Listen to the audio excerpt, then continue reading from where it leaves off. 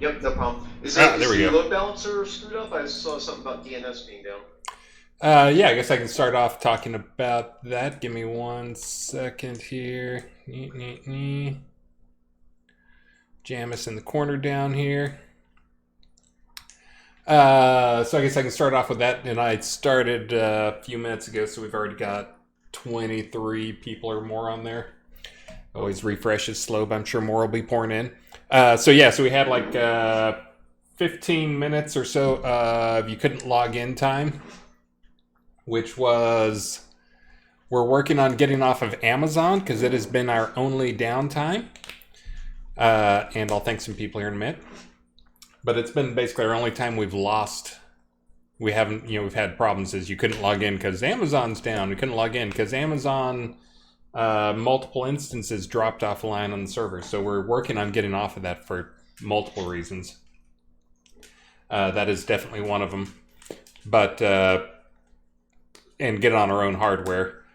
But Taz has been working to upgrade our stack for various pieces of our web stuff and working on some DNS change stuff. But he pushed what should have been an innocent DNS change, which apparently turned out to not be so innocent. And it turned out it was because the QA server had a backup DNS. The live server did not have one set. And so I had to jump in there and set one while he fixed that. So anyways, it was one of those where nobody was kicked off the server. People just couldn't log in for whatever it was, 15 minutes or so. It seemed like an hour, but it was not that long. Okie dokie. So that's what it was. Self-inflicted wound. As Taz works to make some more stuff stable, and people are doing raffle, and I don't have the raffle thing up. Hold on a second.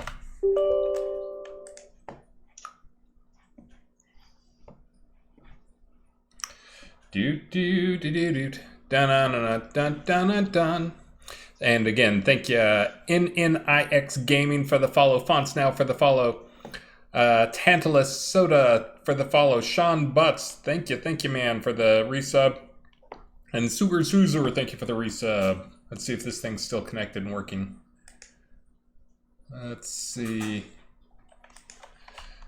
I don't know if you guys can hear that. My fish are making noise. There we go. And let's see. Giveaway. Reset. Dungeon crap. That's what we're giving away today. Hey, Daddy. Woohoo! Maxine wants to show you her spinach. Go ahead. I'm giving her this piece of spinach the longest branches were and the biggest stem. Dad! No. Look how long it is. Look how big it is. It's pretty big.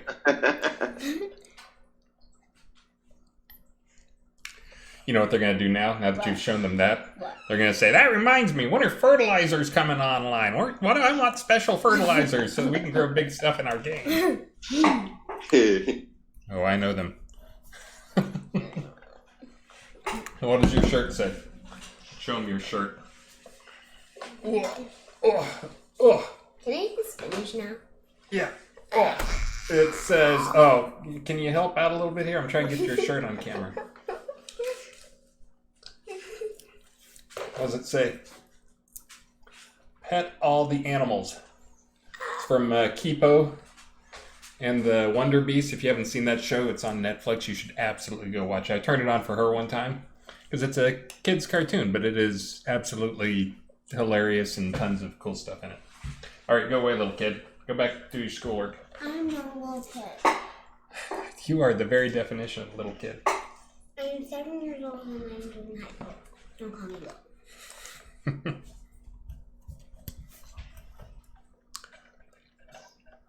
Okay, anyways, now that we got her out of here, close that door so I don't have to hear you guys. And good morning, Bridge Troll. Yeah, she eats stupidly healthy stuff, and she's never had fast food in her life. She's never had a hamburger before. Really? Yeah. Oh, jeez. Yeah, Shelter.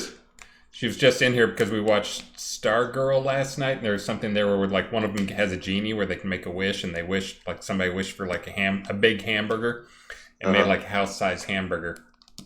And she came in and said, "I wish I had that genie," and I said, "You got to be careful because you might wish for a big hamburger and it'd be too big." And she said, "What is a hamburger?" I was like, "Hamburgers like the fish burgers we eat, but it's made of cow." She says, "No cows, no." So, beef. We only eat fish burgers here at the Spears house. The wife is a pescatarian, so it's tough finding food that everyone in the house will eat with a picky 7-year-old and a pescatarian wife. At least no one's gluten intolerant. Get along good with raising spirituality. She's a pescatarian too. All right, here you go. Vegan. All right, so what was I going to do today? So last week we had a stream, and I've given up on I'm not going to stream every week. I'm going to stream every week, and I'm going to try to fit it to my schedule a bit more, because I know just from looking at the numbers, more people watch the stream after the stream than they do during the stream, like by factor of 10 to 100, like not just a little bit, but a lot more. So I figured I probably should keep doing streams, and instead I'm going to try to do streams on my own pace whenever I have stuff to talk about and have something to do. So today I'm trying something new, which is I'm going to eat my own food, eat my own cooking, as they say. I think that's the saying. Isn't that the saying? Something like that. Yeah, but anyways, I am going to be using the dungeon system. One, to show off the dungeon system, player dungeon system, but also two, because I know it's a system. I designed the system and designed how it would be implemented, and did some of the implementing and did some of the data, most of the data on the thing, but I honestly have not used it nearly as much as I should have. So here we are, probably a year later. I thought I'd come back to the system, and I'm going to be making a list today of stuff that really, really needs to change. I've already found some spoilers. There's some really just nightmarish type stuff in there. I think I mentioned earlier on our team chat that if we get to, thank you, Waldo Ptolemy. Oh, and by the way, I looked, and because we were hype training out, I'll tell you the actual numbers. Because we were hype training out, I looked at the numbers, like we would hype train like 5 seconds into the stream every time. Oh yeah, and I do Gardein. That's why I just had Gardein chili made with beans and Gardein meat. That's like a veggie meat. But anyways, because we were hitting the hype train like 5 seconds into the stream normally, and there'd be like 5 people on, and nobody could do it. I went and looked at the numbers, and our numbers were set for the default difficulty to level up the stuff, which I left that alone. But it was set to 3. If there were 3 events, 3 people either donating 100 bits or more, subscribing, or gifting a sub, I think. I forget what the third one is. But anyways, if 5 of those events happen in a 5-minute period is what it's set to now. It was 3. I didn't try to make it like super tough. I just made it 5 to make it a little bit tough there. Hey, there's MBNN news. And obviously I'm starting these at 1 because I don't want to stomp on those guys. I don't want to stomp on Laz and Jack. What would you guys do if you didn't have marbles to play? And then that way I can follow right after them and correct them on all the stuff they said that was wrong. Just kidding. I'm not going to do that because that would mean I watch their show every day, and I didn't get to watch their show today because I was trying to prep for a stream. I know it's crazy. Let's see. What do I got here to talk about today? So we're going to do dungeon stuff. We're going to make a dungeon. We're going to talk about how to get into dungeons. I'm going to talk about how they were created and what we're going to be looking forward to going forward. Talk about some of the features that need to be going. Hey, and thank you very much, Jacob Von Buckham, for the host, and also Royu Spirituality, ... That is supposed to be a dragon, for the resub. And then, again, I'm going to do a little dungeon building here. And then after that, we'll do a little catch up, try and get caught up a little bit on the AskADe stuff. Just so you guys know on the AskADe stuff that even if we don't get on air and answer those, probably every third or every fourth message that comes across the AskADe in the team chat starts up conversation with the team, or someone pins it or whatever of, this is something we should be doing, or go and do it right now. So I just want people to know that I'm going to be answering a lot of those today, but also don't think that just because you do an AskADe and we don't directly answer that question on the live chat, that doesn't necessarily mean that we just ignore that stuff. That's not going into the round filing cabinet in the corner. That actually gets read by the team, and pretty much everybody in the team digests all those questions, even if we don't specifically answer them back to you.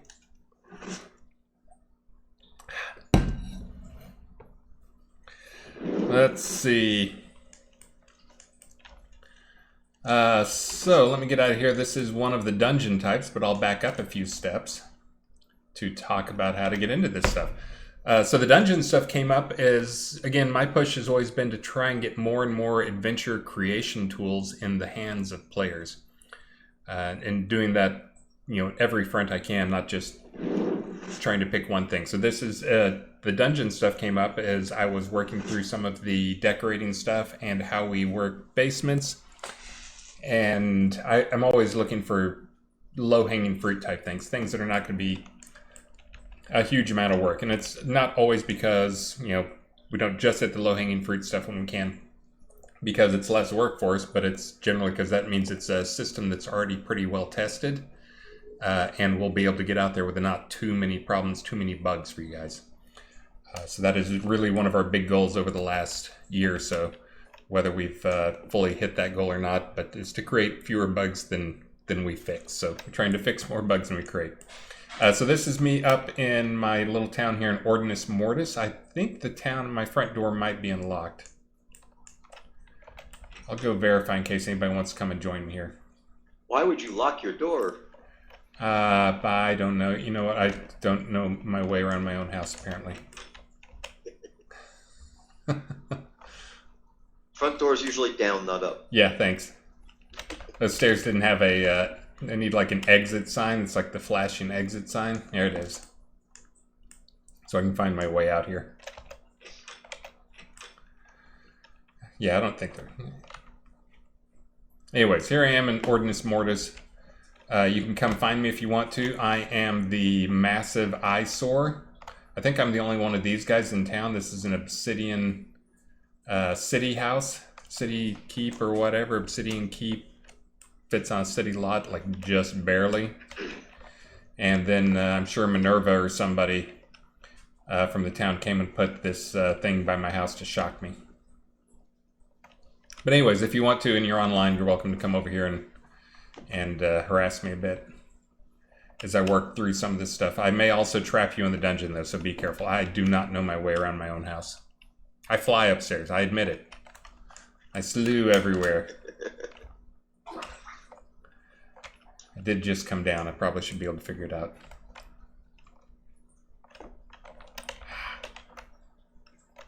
It's one of those little spaces. I keep meaning to use this over here. Kind of wacky. But anyways, this is sometimes I test on one of our test maps, but I also try to keep in-game house presence in here. I'm in Ordinus Mortis. I think I've been here forever just because I think this is where our old community manager, Barrick, had a house, and I was invited to claim this lot after he left. So I did, and keep a test person up here to talk to. I think this is somebody who I was put up here that will demonstrate some of the emote stuff. Yay, emote stuff. But thing I was going to show off is dungeons. So the history of the dungeons is, again, we had some systems in place that I try to figure out wherever I can the best ways we can combine existing stuff and build cool new stuff and make new stuff out of it. And dungeons were one of those that came out. We have a decorating system. We have had setups for some ways to connect things already. We have the concept of giving players their own private instance in the form of basements. And so taking those things apart, and we already had ways that data could be serialized safely and already well tested. But basically we had most of the pieces there. And so it seemed like a no-brainer to me once I looked at the pieces. We just needed to expand a few things, change a few ways things could connect. And then we can turn that into a dungeon system, a player dungeon system. It really doesn't have to be just a dungeon system. It can be any type of system, whatever, which that's going to be a way that we expand on the system. But today I want to go through and just show some of this stuff, because there's not many games out there that have a dungeon system that exists. I think last time I may have said, nobody has a dungeon system out there, and then somebody named off at least 2 games that did have player dungeon systems in them.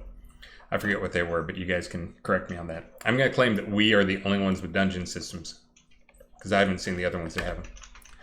I know that Dungeons & Dragons Online maybe had it, D&D Online, DDO. I think they had them for a while, but removed them just due to too many bugs or something. But anyways, the way it works is very much... I think it was Neverwinter that had them. And maybe they did bring them back online. When I was actually going to look to try and do investigations, I searched for MMOs that had dungeon systems, and I think they were the one that came up, and I immediately went into the game to try and find them, only to find that they had just removed them because there were 2 problems. Neverwinter Nights Online, okay. But anyways, so the dungeon system, if you've used housing, so all you're going to need for this, you can do dungeons completely free, don't have to buy anything. I'm going to show off some content that's the free stuff and some stuff that's store-bought. As always with our content in game, we try to make sure that if you're buying something, well, one, it may just be, slight convenience to buy something rather than to earn it in game, but also the real reason you buy it is because you get a cooler visual. Like this is the visual this is one of the visuals you can buy, but it's just like a basement hatch. You can place it down. You'll want to craft, if you buy one of these packets, you'll still need to craft like the base dungeon hatch, which you can do at the smelting table, I believe.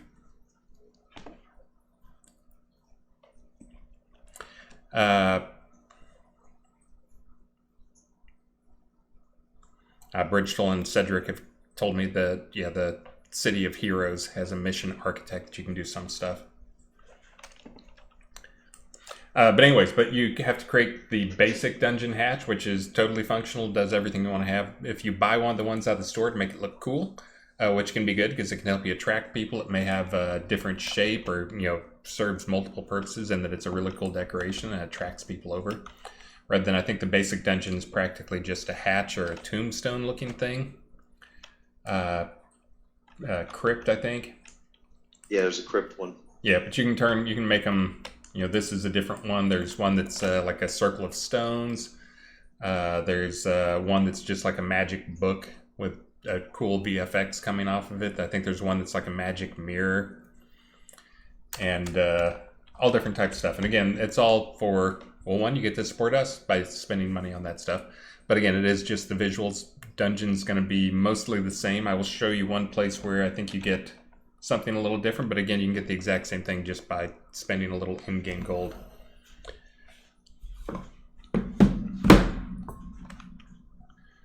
And again, you can place the dungeon. Once you're in there, you can change what dungeon type you have in there and pick. And now the dungeon type, when you're changing this thing here, you are changing what we call the foyer.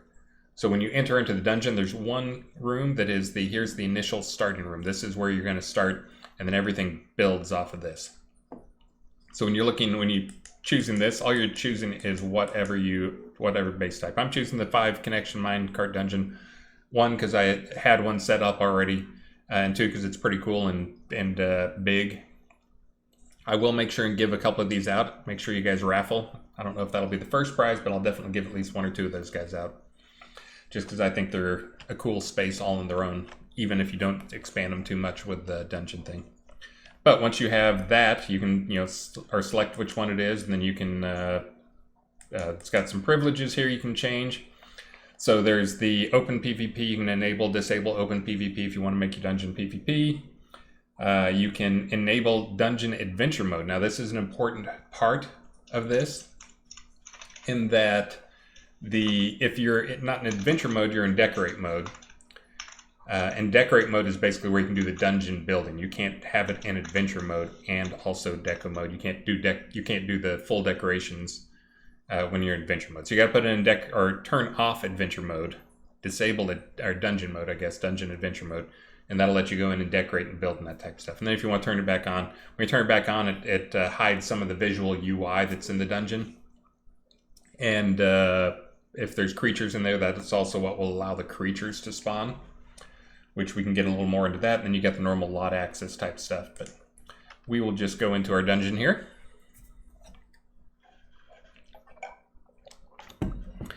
Let's see. Can we please have a mine dungeon entrance? Yes, absolutely. That's been on my list of things to do. I have a couple of different custom entrances I want to do, including one that looks like a basement door. What's the mine one? Would that just be like a cave or something where you can go into it, or would it be a mine cart that's actually outside on tracks or something? Yeah, a couple of different things there. The one that I was thinking of was actually, the cave entrance with the crossbars, the beams and stuff, looking like it was an actual entrance. Take that right out of one of the mining scenes. Cool. And so here we are in the dungeon. This is again, the way the dungeons work is they're basically we took the basement system because we knew that was a rock solid system in terms of, data safety and, security and that type of stuff that was already done in there, and basically just expanded it so you can have multiple type of these spaces. Right now it's just 2. That will probably move to n number of spaces in the future where you could have more than one basement, more than one dungeon. Because dungeons will probably also expand and not just be dungeons, but actual, adventure spaces or whatever, different name for them. And I'm mentioning that, but that is, again, once you see how this works, it's really there's a base scene, and then there's ways you can plug stuff into sockets in that scene. You can add, we can add on our side, we can add places where you can socket stuff in. So right now it is used exclusively for dungeons. Actually, I think there's going to be a fishing scene that'll be something similar to that type of space. But the same thing for building other spaces is we're going to have adventure scenes where it can be an outdoor scene where we will probably take some of our smaller, less used scenes that are more in the neighborhood of, quarter kilometer by quarter kilometer or half kilometer by half kilometer. Turn those into adventure scenes for you guys where you can build entrances into those, and when you walk into the teleport, instead of being in a mine, you'll be in an outdoor space that has similar features in that it is, you can set it to adventure mode, not adventure mode, and then you'll be able to go in and have sockets for things where you can attach things. So I'll show you what I mean by sockets. Hey, Atos, while you're talking, hop onto your cart, take a ride. Oh, I'm going to show off some stuff over here because this is just to show off again for players who don't know this, who haven't played with this stuff. If you're a new player to the game, it can be pretty intimidating. I'm going to try to make my goal after talking to some people and working through, it's no secret that I think our tutorial is abysmal and costs us about half the players that try out the game because they get into the tutorial and they say blah before they get to the end of the tutorial. And they, Alt F4 and never come back. So, going to be working on trying to figure out some ways to let people shortcut that if we want to, or if they want to, because if you're an experienced MMO player, a lot of that stuff is trivial to you, and we could probably just get away with telling you like the 4 or 5 things. Here's the things you really need to know: WASD keys, space to jump, Z to go into attack mode, and T to toggle auto attack mode are the defaults. There you go. That's all you need to know if you're an experienced player, experienced MMO player. And also, of course, that our quest system is you can actually type in stuff. So anyways, if you're new, if you're trying to make your dungeon, you can get most of the blueprints that you see in here. Blueprint. You can get those blueprints off of vendors around town, or they can drop in game, I think. I'm not entirely sure they drop, but I know you can buy, they're not something that we sell in the store. We do sell some blueprints, but the ones we sell in the store are the cooler blueprints, like for marble walls. Now it's the same, it's the same space. It's just much prettier. So if you're trying to design a fancy area for your ballroom or some themed type dungeon, then absolutely you can go to the store, buy them, get the cooler looking ones. I encourage that because that helps us pay the bills. But if not, then you can always just buy with gold, buy the stuff you need, and then also start collecting your coal and your granite blocks. You will be going through a lot of them to craft the dungeon. So, but anyway, so down here is like an example of one of the dungeon entrances you can craft, and you can craft the tomb entrance. This is the thing that goes outside. Once you have that, then you can create a reshape if you want to change the shape. And that's what I did for the one that's outside here, is I just crafted that one down there. And then I reshaped it using the visuals that I got from the store, which will just be a pattern. Just like any of the other patterns in the game, this is just another pattern you can use. So, but other than that, there's also all the different dungeon hallways and stuff like that you can do. You can get them at the, I think they're all done at the smelting table. You can buy the blueprints for them. Again, I think you can buy them off of gold vendors. I'm sure people will correct me if I'm wrong. Now, the way dungeons work, and this is actually something that's going to get a change pretty quick, just so you know, is they have a point total to them. Now, some of the points, your lot size determines is like the base calculator for how many points you start with. Then after that, if you can buy, like some of the entrances you buy in the store give you some more extra points. And then after that, you can go and you can upgrade it with either gold or you can upgrade it with crowns. And I have upgraded this one extensively. That's one of the things already on my list of why do we punish players like this? We should fix it. From earlier today was upgrading my dungeon. It was a 400 point dungeon. I was like, I want to get that to 500. Click, click, click. Click, click, click, click, click, click, click, Yeah. click, click. That's the upgrade thing. You have to like click 3 times to upgrade 1 point. So actually I upgraded my dungeon to a 2,000 point dungeon. I won't tell you how.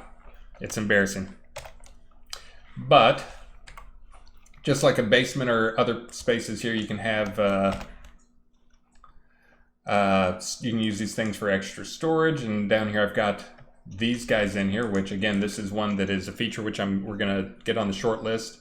Maybe Devil Cult can get to it sometime soon. He's probably watching right here and doing the facepalm thing for me saying that. But we're gonna get some improved. Hey, there's Ravlox.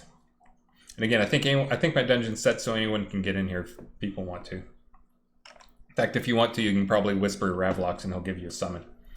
Yeah. But these are some examples of other hallway or other pieces. Different types: stone, blue chapel, ancient, transition cave. Over here we got blue marble, green marble, some other stuff that are just, again, they're different variations of the same stuff. Earlier I mentioned the point upgrade stuff. I probably should go into that.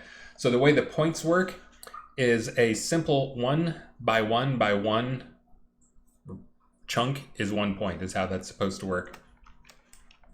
The foyer, this gigantic freaking room here, this is free, and the other ones are much smaller than this. This is just list went a little crazy in a good way with this one and tried to make it a more fun play space. They thought players would like, so you got like a space down there. You can go fishing down there. You got a minecart you can ride on. And you won't fall out as of last release because I did that patch. The minecart was throwing you out. Let's see if I can get this. Oh my goodness. Oh, nailed it. But anyway, so this one's just a fun space. And then this is one of the ones you can purchase off the Crown Store. But again, the other ones you have, they have the same base functionality and what you can do. They just don't have cool stuff like a little cart that drives around the thing. Or they aren't quite as pretty as the other ones. This is up here is where it was throwing you off, which is the bug. Here we go. Ah! Magic. That was throwing you off before. But Now that we're in here, I think this one has 4 attachments, exits. This is where I was mentioning the socketed stuff. So this is what the socket looks like. You will only see these, I think only the owner of the dungeon sees it, and you will only see them if you are in adventure mode. But that's what it looks like. That is absolutely 100% programmer art. Don't tell the artist. Well, you'll see them when you're not in adventure mode. I think you just said adventure mode, right? Oh yeah, you'll see them when you're not, when you're in decorate mode. Right. Yeah, and I can confirm that I'm here as a visitor and I do not see the great hammers. So anyway, so when you click on these guys, you'll come down here and see that I have a 2,408 point dungeon. Yeah, massive. Let's see. So once you're in this is the, I'm gonna say, I know it's a pretty high bar, but I think this is the worst interface we have in the entire game. This is something that has to be redone. This is going to be redone before Christmas because I can't sit here and tell you guys, come play dungeons, have you guys stumble down into this clumsy, finger-breaking exercise of, well, one, to upgrade. Here's how you upgrade. You can do that. You can see I can upgrade a lot with gold. You can upgrade with crowns. The gold, mine is high because it actually tells you the formula here. Every point's cost me 100,000 because I've upgraded 2,000 points is a massive dungeon. That would literally be, you could build a hallway that is like 2 kilometers long. It is absolutely massive. So this has been upgraded a ton of times. This is one of the things I was telling you was going to change though, is I'm going to be increasing the gold cost for these things. Not a ton, but I'm going to be making them you get 5 at a time rather than 1. That's on my list. Then the other one is I'm going to be making crowns where you get 5 for 1. But I think for crowns, I may just leave the prices the same so you'll get more. I may up it a little bit, but it's not going to go up by 5 times. That's just, it's silly. Because yeah, it's like when you start off like for 1,000 gold or 100 crowns, those two things are not even remotely similar in terms of upgrading things. So again, I'm going to make this so you get more when you buy with gold crowns, just because we kind of know that gold crown, the premium currency to gold currency exchange rate, and we try to keep some of those things in check and try to make sure that we keep other stuff kind of somewhat tied to the actual value. And that is, we did that recently with the paying your rent with the premium currency. We changed that so you get more for your money, you get more gold credit for them.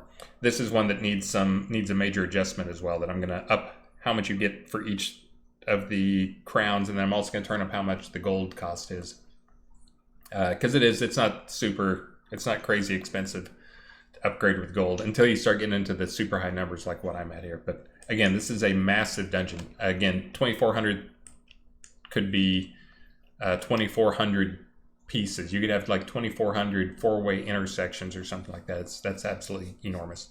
And just to be clear, as far as deco is concerned, it's probably not practical. If you try to fully deco that dungeon, you would crash the game. I'm going to say it would not crash. It may be a slideshow if you build it in a way that is not friendly, but it would. I haven't seen too many crashes. Again, this is me. I haven't seen many crashes.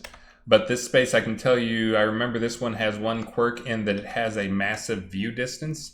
We normally keep the view distance in dungeons pretty short just because that improves performance. That's basically the back plane culling is what it's called. And that's how far away the render says, anything beyond this, we're not going to draw, we're just going to cut it off. So this one you can see, actually, if you look out there, you can see the fog. And because this one has such a massive chamber and it was cool, we turned up, the entire dungeon has a big culling distance. Now the dungeon pieces themselves, I think, also have some LOD to them, so I won't do there. But anyways, the point I was trying to get to is some dungeons will perform differently than others. This one will perform a little bit worse just because it draws more stuff at a longer distance. But if you engineer your dungeon properly, then your performance should be pretty good. And generally that means don't make it this over and under crammed together mazes, layer on top of layer, right on top of layer on top of layer with nothing spread apart. If you're trying to see how much you can cram into a 100 meter by 100 meter cube area, you're going to have some bad performance just because, again, that's a lot of stuff in a tight space. The more you can spread stuff out, the better. And that is, if you need another example of that to put it in other terms, that's kind of like looking at Arteris. Anybody been to Arteris? Yeah, it's all crammed right together, super tight, packed in there into one tiny little space. And I did just see a PvP player run by there, so I think they're waiting to get run over by the minecart. I can tell you... Owsley asked for a summons easier. Okay. Oh, and there's the bug I was going to say. That got a pass on it.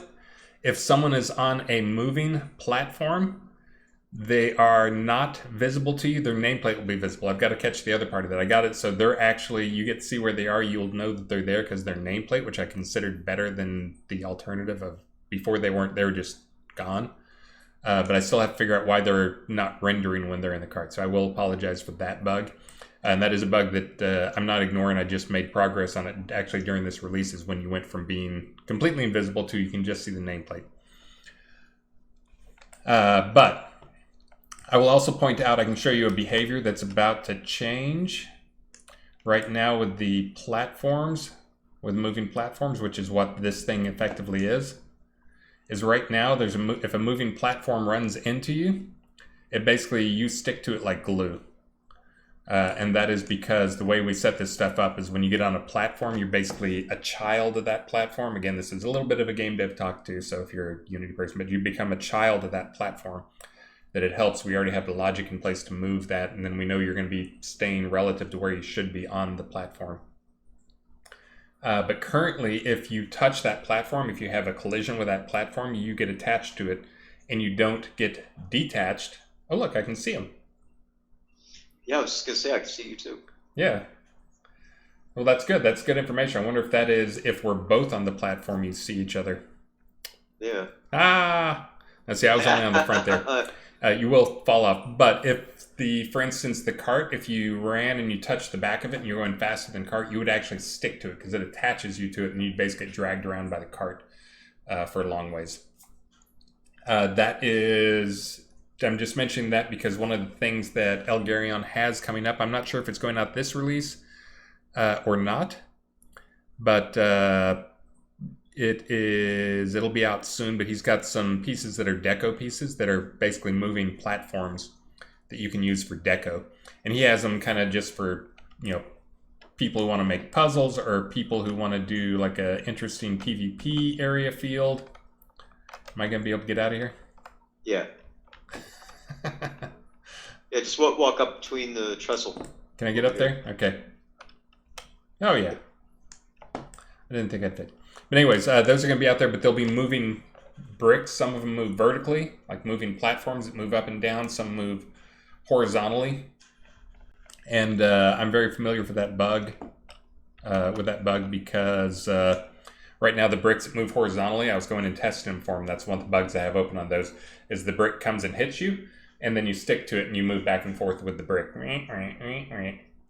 But anyways, that's one that'll be coming in the very near future. I don't know if he's putting out this release and just saying we're going to fix that. I'm going to fix that soon, because that one is one that I do have a pretty simple fix for. Just haven't had time to fix it in the last couple days.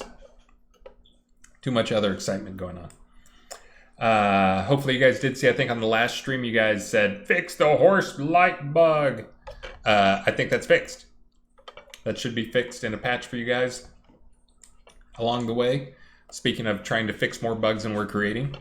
But that is one that was, if you got on a horse and then you dismounted a horse, you had a light spell when you got on the horse and you got off the horse, the light spell would move to your gut. And that was actually, someone had made a bug, not me, yay. Someone made a bug where it's supposed to be a certain distance above your attach point, like your look point or whatever, and they actually set it to minus 0.6, minus that distance below, so it was basically teleporting into your gut, and it only happened when you got reset. So anyways, that's fixed though. But okay, so the other dungeon foyers are much smaller than this. They're more like a 3x3. And when we talk about 3x3 or 1x1 or that's using the dungeon set that we have. And this is the other thing that when I was thinking about the dungeons part where I came up with this, I felt it was really like, this is something like, why aren't we doing this? Is because many of our dungeons, we have a couple of different sets of dungeons, which we've made available to you guys, by the way, if you're a Unity person. There's no in-game prize. We're only doing raffling. Aller. So just do !raffle on the stream and you'll get in the prizing. And I probably should do one of those here pretty quick. We're 37 minutes in.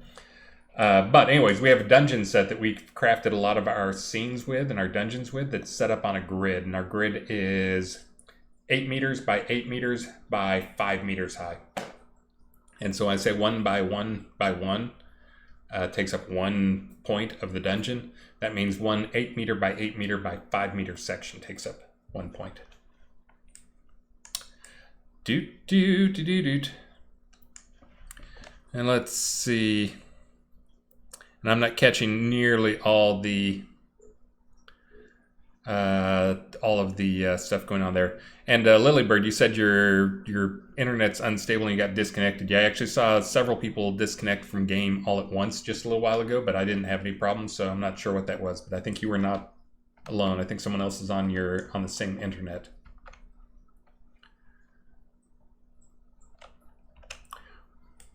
Someone griefing me with the Psalm of Stagnation? Apparently. It's alright, I'll do a kill all if they keep bothering me. Hey, and thank you, and Archie Angel.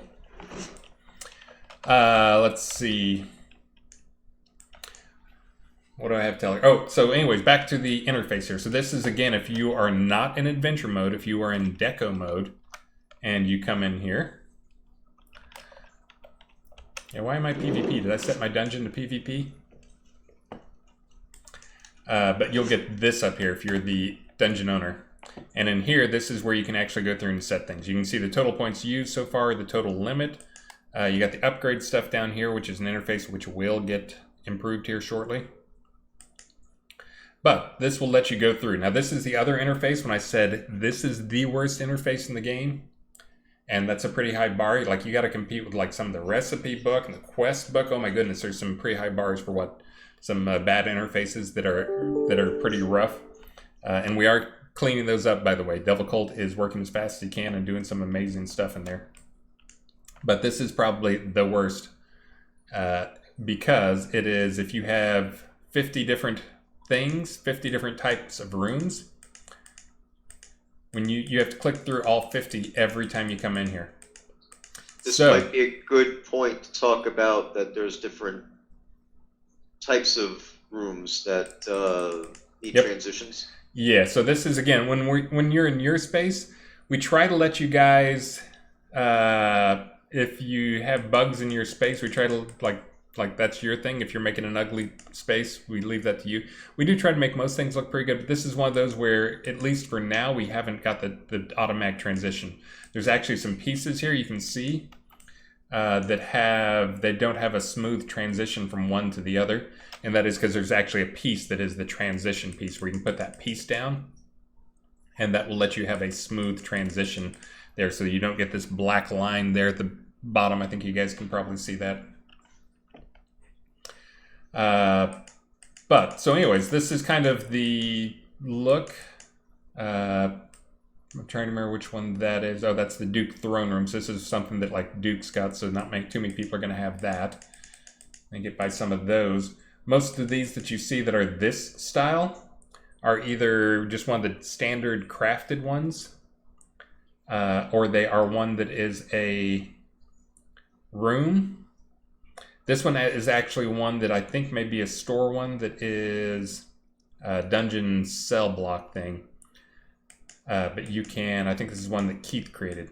So once you have picked one, you can see how many different connections it has, because you can basically, from this connection I'm at, which connection do you want to connect that other thing to? Now, if you put one up there and it's going to collide with something else, sometimes these will be grayed out or won't let you do some of these things. Usually that's because if you're building a dungeon out, that means that if you're adding that room, it would have collided with an existing piece of the dungeon already. So this will only work if it's not colliding with another one. So you got to be careful. This is one of those things I saw someone in chat say, you got to use slew if you want to get really serious about it. This is one of the places where using slew is critical. And this is, if you're saying, what the heck is slew? I know that's not a super commonly used word, but that is if you are in, here you can do a /slew. If you are the owner of the dungeon, then, and also not in adventure mode, then you'll be able to fly around your dungeon and see what's going on. I'll do it in just a minute here. But that is really useful, especially if you're doing something where you have, like you can't put it down and you don't know why. You can go fly out of the scene and see like, what is this colliding with, and figure out like maybe I just need to put like an extra 2 hallway pieces in there and extend it out some. So this is another one here. Let's see, dungeon, that's the Lich room from the fall. That's the dog run. Right now we've got some more, and the other guy here on the stream with me, let's see if I can point the right way, that way. He'll probably be adding some more here in the near future. But we have some dungeon rooms that are from the game. This is one of the things that also makes this cool, in my opinion, is that when I set this up, I went and rooms that felt like they had character that were already in the game somewhere. I took those rooms that felt like they had character already and turned them into dungeon rooms. And by going to those rooms and fighting in those rooms or around those rooms, you can get one of the rare drops is the blueprints to build that room. So you can actually go and adventure in some of the cool rooms like in the Rise or in Hilt or someplace like that.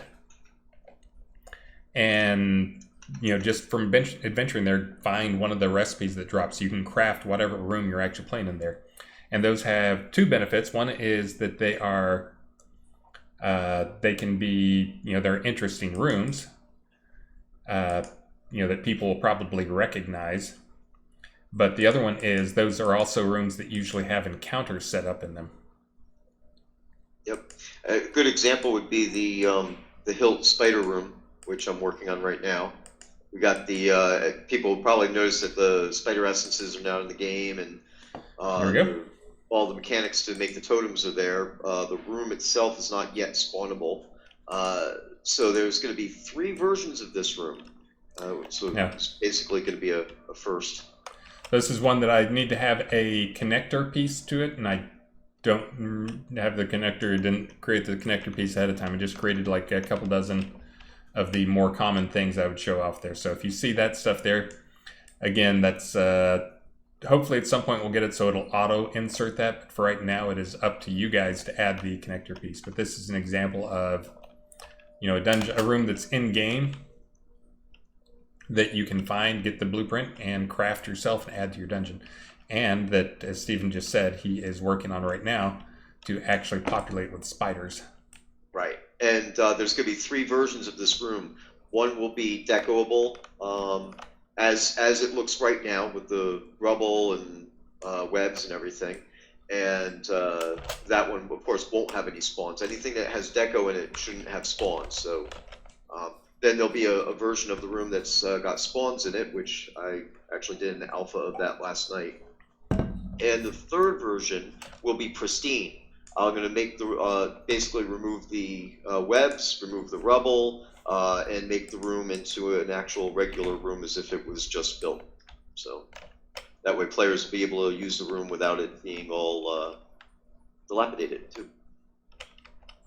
And if you're watching me right now and thinking that I'm doing my usual thing where I use GM hacks, don't do that. It's not how players see stuff. This is actually how you see stuff. Who's down there? Somebody's down there. But this is the slew command that I was talking about. If you put down a room and like you try to add another room onto it and you're like, I can't add a room there. I sure thought I could add a room there. This will help you figure out what is going on with your dungeon. You can fly outside the dungeon. Unlike the developer GM command, I think when you hit escape on this one, yeah, it takes you back to where you are. You can't teleport anywhere. It's really just for viewing. And this is, you can't see my stuff down there, but this is just /slew and the console and the normal chat window thing. And you can see what's going on, figure out what's going on with the dungeon. This also will show you how insane this room is over here too. The minecart room. Let's see. Try and figure out how to get out. Which was the correct exit to get out. Not that one. And this is one of those things too. A lot of these rooms have, I just took them as they were in the scenes and kind of built them into prefabs, again, for Unity people out there, and set these up as dungeon rooms. So if they had 5, 6, 7, 8 entrances in the old version, in the version that you guys, that was out there, then that's how many things I tried to put on them. So also you can watch these things here. These will, I was gonna say they'll vanish if you're in a place where you can't modify it. Like obviously if you're on this side, we don't let you pick up a dungeon piece that you're on, hopefully. I think there may be somebody in there right now. I'm about to trap them though. Sorry. I'll teach you for coming into my dungeon. But yeah, I think they were down there. But anyway, so this is an example of, again, this is all free content here.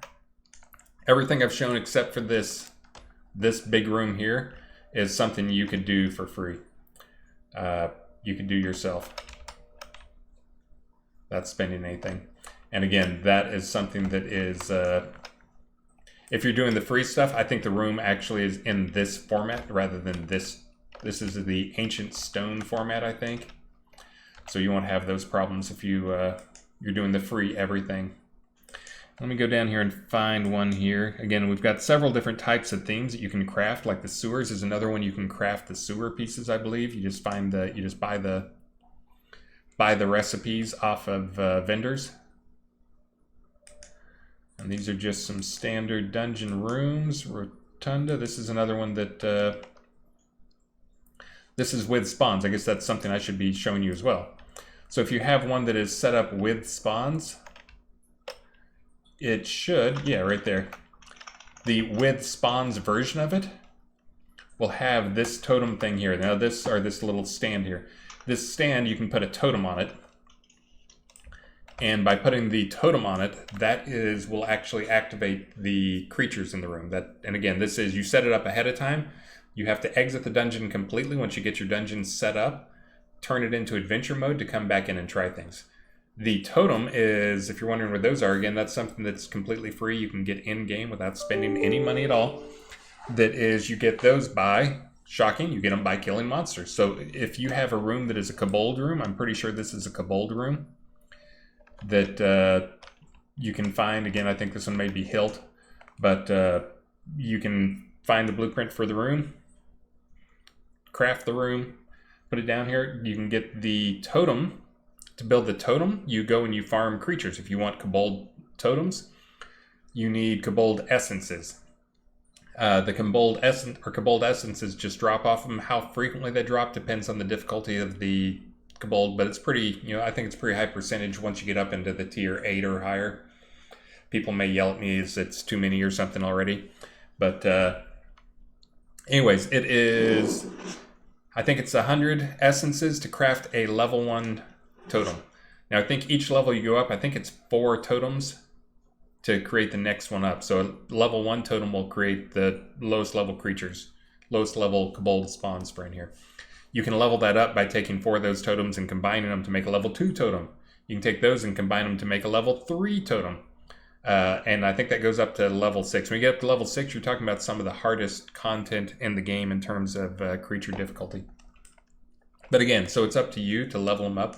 Now the rationale for that, for why I chose that as a design, we wanted to have creatures in here that weren't just, pointless, that could kill you but had no benefits, and players wouldn't really want to ever, why would you want to have creatures that would beat you up but not give you any rewards? So we want to have some rewards with them. So I was trying to figure out how to rationalize the, players have to work enough to earn this totem is kind of the thought. And then the creatures that are in here, they generally give rewards and loot at 2 to 3 levels lower than what they are, 2 to 3 tiers lower than what they are. So if you have like a tier 10 guy in here, he gives off about tier 8 equivalent loot. So this is kind of thing, if you can go and you can get enough, kill enough kobolds, again, for the high level ones, you're talking, what, like, it's in the thousands. Let's see, 100, 400, 1600, 6400. That's just to get you like tier 4 or whatever. So again, 25,000 is what you're talking about to get the highest level ones. If you can kill 25,000 kobolds to craft one of these things, then obviously you have a near endless supply of kobolds, and giving you availability to kobolds in your own dungeons, not a problem. So that's kind of what the rationale was behind that and how those things work. You should not have to re-raffle if you lose connection. That's I will confirm that though, thinking about it, but usually when I start up the chat bot, there's people who are in there from the last stream, and the first thing I have to do is reset the raffle thing. Yes, Elwin Moon says 25,000. Yeah, I think it's 25,600 is the number to get a tier 6. So if you kill 25,600 kobolds, you're allowed to have a room with some high level kobolds in it. Is again because you obviously have a nearly infinite supply of kobolds, or nowhere to find them. So that was kind of the thinking. There are some people who have made some rooms that are some of the better experience. There's one room in particular, the troll room, that'll probably be getting a little nerfage, just because it is really a little too awesome in the rewards that it gives. Not necessarily the rewards, but just the experience, and it's kind of a fairly broken room. But people make grinder dungeons, I think is what you guys are calling them, which are basically dungeons that are nothing but like I've actually been in one where people invited me into their dungeon, which of course anytime people invite me in, it's like, come see how awesome this is. I'm always thinking to myself, like, you're just inviting me down here to make me want to nerf this stuff, aren't you? Is that what you're doing? But yeah, I think they had like 4 or 5 of these rooms, just like one after the other, and they would basically run from one to the next in a big loop of doing things. Which you can do that. Again, I'm going to try to make sure that those things stay fairly polished. There's a couple of them that are a little out of whack, which I'll probably be addressing, but they're getting closer. Owsley says not all of them drop essences. Yeah, most of them should drop, but yeah, I'm sure there's some that don't. Most of them, I think, I set it up so as you get closer, the higher tier they get, the more likely they are to drop them. Ooh, there's something. Galantia says, can we set a price for going in on entrance? We have talked about a few things like that, of having, either you have to, you can give them a token or something like that. They have to buy the token off of a vendor, would probably be how we do something like that. And using the dungeon consumes a token. We've talked about having that type of system. That one wouldn't be that much work. And yeah, and basically what that would be is you'd have, just outside this dungeon, if you saw I had a vendor there, you could set up your own vendor just outside the dungeon with your own custom token, and the token would be required to enter the dungeon. That is not in there yet. That is one of the things that is on the list of stuff that we would really like to have as we continue to look to expand this. The more we expand this, also, the more we want to make those type of, neat things. The other reason to have that is as we move towards, again, trying to make the game so that you guys can craft your own adventures, and that goes for not just for dungeons, or towns or whatever, your own house. And again, we're talking about adding these extra scenes that will be virtual spaces. It'll basically be like a scene. You can go and socket things in, but making it so you can have your own quest NPCs. That's already coming along, improving a little bit every release. But making those quest NPCs, one of the big ones we're trying to work out the way to do it safely is how to have it so the quest NPCs can give you something, or you can load up a quest NPC so if someone completes a quest, they get a thing. Trying to make those things work, because those are all just some of the last components we need to make it a full featured quest type system. So I think people saw in the last update we had, or that we in release 90, we're on 95 right now. So release 95, these things are all blurring together, by the way. This is a 3-week release, in case you didn't know. Next Thursday is our release date. So already come and gone. But we added the ability to set flags with your NPCs and read flags of the NPC. So some players are excited about that. There's actually, I'm making one change for them, which they've requested, which is the int thing, which I had on QA. Except last I saw it still had an exception, and I thought I fixed it, but I will get that fixed before release. So, but again, this is kind of, you've seen kind of the base pieces here to the system. If I turn my dungeon into adventure mode and I put a totem up there, this dungeon would actually spawn with creatures that are similar to... Actually, I don't think there's kobolds in this room, the other one. I'm trying to remember what's in this one. This is in the actual scene. Do you remember what's in here? Is this kobolds? I think this is kobolds. Yeah, I don't know offhand. I forget. Which actually, this I'm might be a thinking good point for me to say that I'm actually making a matrix document as I go through. I'm sweeping through all the dungeon rooms, and fixing all the bugs, and adding some stuff, and making some tweaks. And like I talked about earlier, I'm going to produce a document that will be available to the players that will cross-reference everything, and it'll tell you what if you have a room, it'll tell you what other rooms it's compatible with, and what category it's in, things like that. And I see Upa the Veil point out that Goric Man Smasher can even drop a whole totem at once. So that is one of those things that's a rare drop, obviously, but and also I think I forgot to mention, pointed out that this one was kobolds. The rooms are set up for a certain type of socket.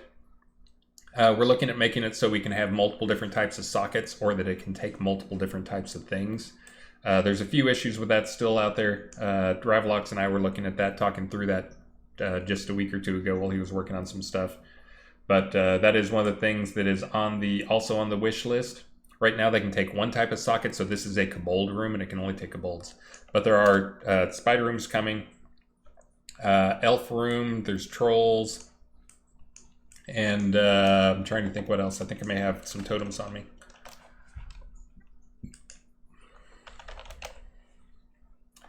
Spiders, elves, trolls, kobolds, liches. The liches may turn into generic undead, because we've actually got a new thing coming up. This next release, it'll probably sneak in a few places. There's actually a new category of undead that are ancient undead that are... how would I describe them? I'm trying to make them a little more feel a little bit more Kabbalist-y, where they're actually interesting, but these are, unlike Kabbalist, these are tiered. So they start at basically a tier 8 ancient undead, and they move up, and there's a tier 12, tier 15, B15, boss 15, and then a boss 20 that are going to be some more unique guys that'll be some of the more powerful creatures in the game. That those are going to be dropping. I already hinted this to some people. Those will probably be dropping some pieces that can be used to construct a relic. I've left it in Elgarion's hand. That's where it was the last time we talked about it. That may totally change. He may decide that's too much work, but the hope is that when we get those ancient guys in there, they're going to actually drop unique gizmos, and then the gizmos can be combined in different ways to create some of the relics that he's going to be adding.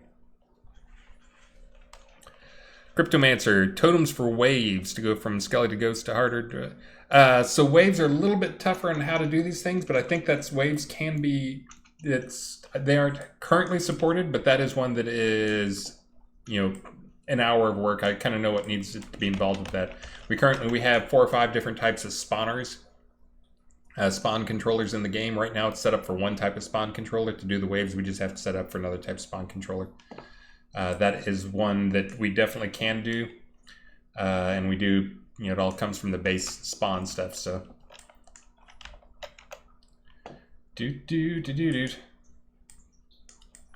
Let's see, so that's the troll encounter room. That's the one that is kind of crazy. This is one I will throw down there. Again, I mentioned that you can go to other scenes in the game that you're familiar with. And if you hunt long enough in those areas, that you can find some of the pieces from them. Now this is close to identical to the Rise room. It's not quite the same. The Rise room has a different floor. This one has just a flat floor. And let's see. The throne hall room does 2 lich waves. Okay, well that's good. Okay, yeah, I was gonna say that it all comes from the base controller, but I thought we did not have things. I wouldn't have thought it would have worked without modifications to it. There's Tiny Man, and I'm gonna see. Oh, somebody went in there. I can't do it while somebody's in there. Get out of there. But this is one of those other things. Again, as you look, this room in particular has a lot of different entrances to it, so you can hook these things up however you want to. So like maybe this is the little ledge place up there. If you haven't been to the Rise, there's ledges up here. There's actually, I know someone has some plans to do something even more interesting. Let's see if I can do this. I may have to slew out of here. But yeah, there's an invisible walkway across here. Spoilers if you haven't been to the Rise yet. But there's some invisible walkways here, and I think there's going to be even some more stuff done in here. But again, this is another big room type here, and this is one that, again, you don't have to buy anything. This is all stuff that you find in game. The coolest parts of the system are things that come from in-game stuff. Get off my hammer! You're on my hammer. Get over here. I want to change this room. I don't want to change it to. Oh, look, it's Vesper.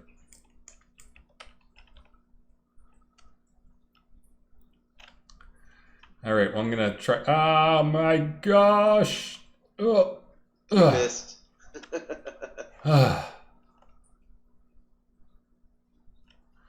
may have to slew out of here to fix this, but we'll just come down here. Now, my hope, just so you know what I was planning on doing today, my hope was to spend an hour or two building the dungeon, and then take this something to put it in Castle Atos. So Castle Atos, for those who, I know a lot of people have already gone and played around with it, and I think people are think that's a pretty cool scene. Well, there's a couple of dungeons that we're planning on adding to this. Some will be dungeons that we are making.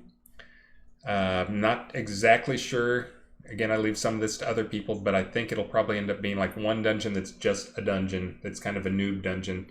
Maybe another one that is a not so noob dungeon, and there may be another one that's a PvP type dungeon. But Castle Atos is also going to be a pot governed by Atos, of course. But it's going to have, we're making it a pot because then we can do some things that, and pot, again, I know we've got probably 95% of you are existing players, but those who are not existing players, pot is a player-owned town. So that just means it's a town that can be crafted by players, but basically we're turning that castle, the entire castle area, into a player town so that I can go and do stuff for events. I can go and set up stuff so we can, like, somebody says they want to, I want to have a wedding there, a real life wedding, or, like an in-game wedding type thing.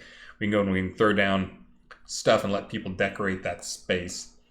But one thing's going to be going in there is I'm going to be using a dungeon. There's going to be a dungeon there that'll be a player-created dungeon, created by me or someone, that will let players who are new, just in space, it's another dungeon they can go and try out and see, again, another system that I think is a pretty cool system. And you can see, like, here's another interesting one. Not sure how much is up there. Hey, thank you very much, Magic Specs, and Waldo, and Galantis, and Guathu, and my screen's too dark to quite read that one, but I will be thanking some more people here in a bit. And actually, we are 5 minutes past an hour, and I still have not given away a single prize because I'm a horrible human being. But let us go to, today we're going to be doing stuff out of adventure design, because that's kind of what we're talking about here. Again, the dungeon part of it is just one part of how we try to let players craft their own stories between, like, books. Hey, and thank you very much, Master Valo. Are you kidding me? Is that the Master Valo? Are you returning home, Valo? Is that... We'll see if he speaks up. But yes, you definitely want to raffle up. And also, for those who don't know, you don't have to sub. Although, thank you if you do sub, but you don't have to sub to get in the raffle. You just have to follow. So if you try and do it and you can't, that's because you haven't followed yet. You do have to follow. No purchase necessary. And thank you very much, Magic Specs, for the sub. But anyways, I will be doing the raffle thing here in just a minute. So today I'll probably give away some of these type things. If you look at these were some of the ones I was talking about where you get some bonuses for them. But really all you get with these, we try to keep these as, you know, negative pay to win as possible, as always with our stuff. So even when you buy these things, we probably should change this and just give you the pieces. But I think when we were making these, at least we were trying to be super duper conscious about not giving you anything of value when you bought it. But so these, when you buy them, you actually only get the blueprints and you still have to go craft the dungeon pieces yourself. But I hate giving these things away because then I have like 15 recipe things I gotta package up and send off to you. Now these guys, on the other hand, are easy. So I'm going to give away at least one minecart before we're done today. I'll probably start with some smaller stuff. Again, these are all rooms that are just super simple. You know, there's nothing to them really except they're just really pretty rooms. This one's kind of a neat one. This is a prison set if you're really trying to get some role-playing stuff in there and you want to take one of your NPCs that you've got, you know, you've programmed the dialogue, you've written its own dialogue for using the dialogue tree. Again, since we may have some people who don't know the game, we actually support something called Inky and their Ink tool, which is you can go in and write dialogue trees. And we're continuing to expand that and add hooks to the game for more stuff with that. So, no comeback yet, Valley. Are you sure? Did you know that there's a big PvP push going on right now? Lots more balanced stuff going on, but there's a lot of PvP stuff happening. Are you sure? But anyways, these are just some unique looking pieces you can buy. And these, you can come over here to the store and look and get some stuff. Again, there's actually more pieces that you can get that are just in-game that you buy for, you know, buy the blueprint off of a merchant for 50 gold, in-game gold. Than there are of these type things. And then there's also, we don't sell adventure rooms in here, I don't think, like rooms with encounters and stuff. These are, again, they're for role-playing, they're for looking cool.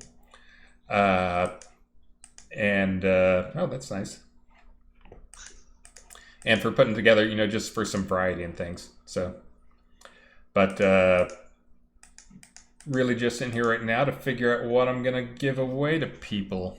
Let's see, dungeon props. What do we got over here in the dungeon props? Anything interesting? Again, just more stuff for decorating your dungeon. There's also dungeons just like basements, except normal decorations. So any of those decorations you can craft, steal, or find in the game, you can use in there.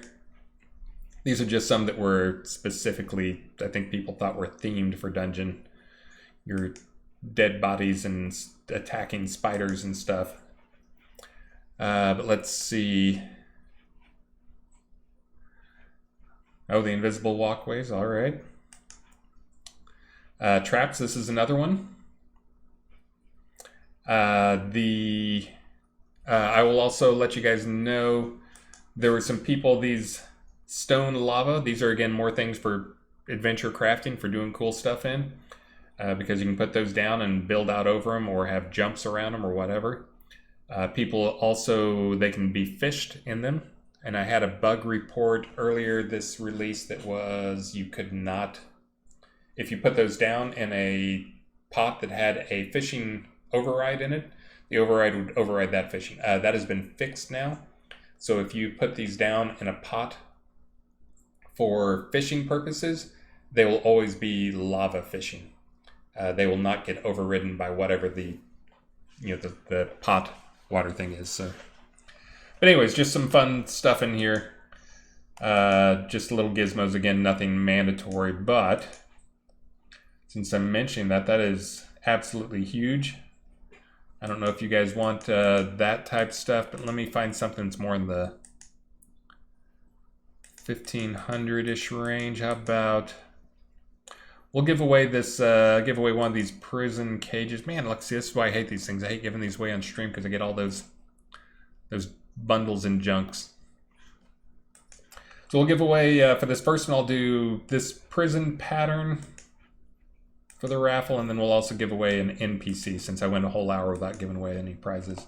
And I think we got some NPCs again in here. And again, there's NPCs. We're probably going to be changing, just so you know, that we're probably going to be changing some of the ways that crafted NPCs are different from the purchase one. For the most part, they are, you know, the big difference is obviously if you want to have a dragon conversationalist, a dragon that you can talk to and you can program his dialogue and have him do stuff, you have to, you know, that's the difference, is you can get a couple of plain looking humans that you can craft, or you can buy a cool looking guy and get like a zombie type bogman or some of these other guys. But there's another difference, which is they have more of a vocabulary. Their buffer, how much text they can take is different between them. We're probably going to be adjusting that and probably changing some more stuff on it so that the base guys have more dialogue available to them. It's actually pretty small what they can do. You guys probably know, but it's like, 2K is too small. So they basically have 2,000 characters worth of dialogue. Which is too small. So so we're going to be increasing that. There's a chance we may just make them all the same and make, the base guys have like 10K, and then come up with other ways that they are different. And the reason for that, and this is, again, we listened to you guys. This is actually player feedback from a player, which is if you have someone writes a cool dialogue and we have different numbers, this guy can take 2K, this guy can take 10K characters, then you write a cool dialogue and it only works on one NPC, you can't put it on the other NPC. So it makes it so more difficult to share. So we may be changing it so they all have the same number. And then the stuff that'll be different about them is like, if they're the store-bought guys, besides the cool visuals, then you also, like, that's when they can do the emotes, or that's when they can do some other thing that is purely a visual thing. So definitely on the drawing board, though. But anyways, we'll do the prison cell dungeon room giveaway thing. And also I'll throw in a underdweller elf in case you want to throw him in that prison room to go with it. Again, these are just visuals. You can do almost everything that you see here without spending any money if you're new to the game. I always try to make sure and point that out. You guys ready? Everybody raffled up? You're raffled up. Okay, here we go. Picking a winner. Bam. Carrie 815. Congratulations, Carrie. I'm going to guess that you are carrying game. Woo.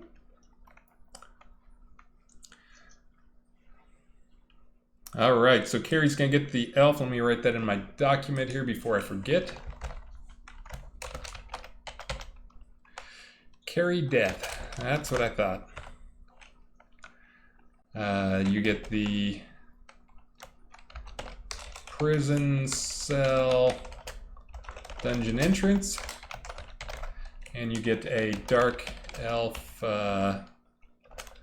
NPC.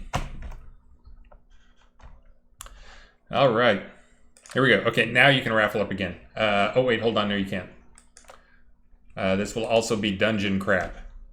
This one I'll try to do one in about 15 minutes. It'll just be another simple one, and then I'll maybe at around 3 o'clock-ish, I'll try to do the other one. I'll try to do a big minecart dungeon one, like what's here.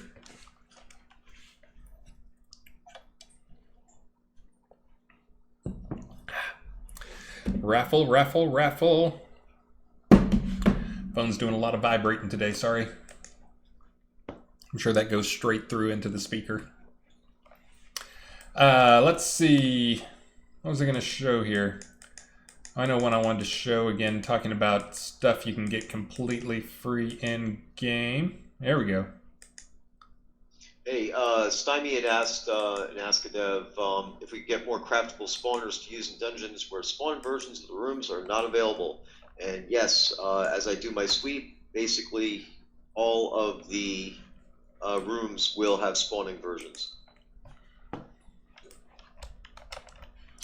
So again, mentioning stuff you can get, this is a room that drops in-game for free. If you haven't been there, this is a room that I made for the Rise. which actually this room has a funny story, since I know some of you are interested in the development of the game, as you know, in the history of the game type stuff, as you are in playing the game or anything else. This is a room that actually Scotty, good friend Scotty, Ravlox's ex-roommate for a good year or so. Yeah. This is a room that he built the pieces for him, and to test out how they fit together, he built part of this room just with some of the stuff, and then I took that and expanded on it a little bit and turned it into this room that I put into the Rise. And this is really supposed to be like the insane room with 100 ways in and out of it that also helps. It's kind of you know, a hub in that space. But in the actual Rise in game, this room is a library, but you can do whatever you want to with it. And all these things connect, and you can connect.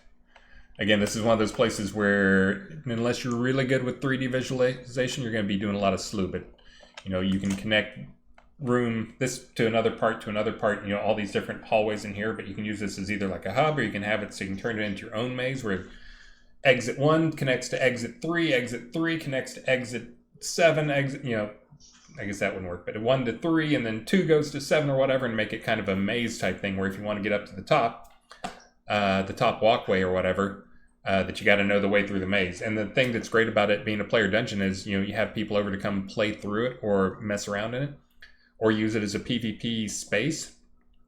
And you can have it like one way and people think they know it, just like, you know, a lot of people out there know the Rise. I forget how to get around the Rise, even though I made it myself. You know, you could go and change it up. So people think they know how to get around. Well, you want to mix it up for some race / PvP tournament / whatever, you can mix it up. And if a room like this is not insane enough for you, you can always drop a couple hallways down and put another one of these rooms right across from it and have it be like a 14 different connection, you know, multiple different level, you know, figure out your way through it maze to torture your friends with. Or again, you guys do whatever you want to with it. We're a sandbox game. If you want to torture your friends with it and see if they can get through it, great. If you want to turn it into a PvP space, great. If you want to use it for a play, great. If you want to use it for a challenge race, foot race or something, whatever you want. We're just here to try and give you tools and keep trying to improve the tools to make them better and better.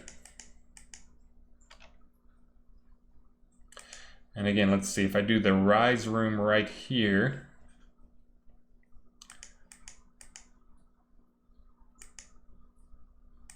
trying to think how this thing will connect here. I think that should get me, yeah, so again, as I was mentioning, you can do whatever you want to. Like here's that room, and again, this is a room that the blueprints drop in game and you just have to craft it. Better start harvesting your granite though. Oh, this is not the same room. This is a different room. This is the dog room from the Rise. But again, these are all spaces you can do whatever you want to with them. These in particular do have spawns in them. They're already set up for spawns. You just have to get a totem and build up your totem levels.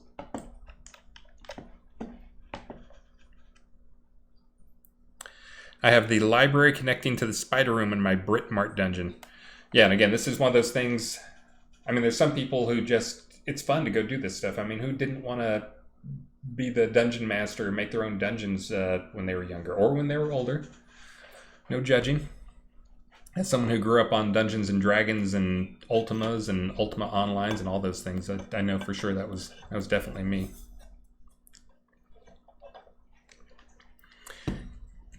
Can we set in the dungeon fish tanks? When you connect a room before you finalize, you can type fly to visualize changing connections. Yeah, and that's I always type slew, but I think, yeah, fly probably does the same thing. But yeah, you can go and see this is what we've done here just in the last 5 minutes. Now you see these connecting stuff here. These are all just old connections. And actually I'm going to cast. Try to leave it off just because it still looks a little bad, even though it's much better than it was.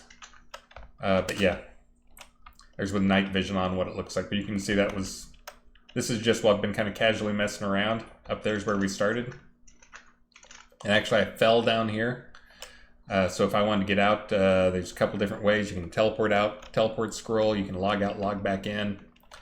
Or if you're serious about it, you can build your dungeon out right here and start building out the pieces and find your way out, where you just connect pieces, add stairs in, add hallways in, add stairs in. Because again, I've been showing off all these big gigantic rooms just because they're kind of cool and you add a lot of content quick. But you know, the real thing is what most people have. And again, this is why I was saying I hate this interface, and it's going to change. This is going to get on the very short list of interfaces.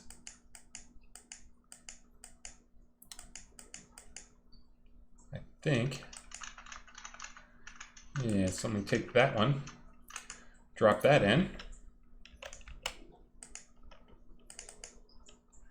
Come over here.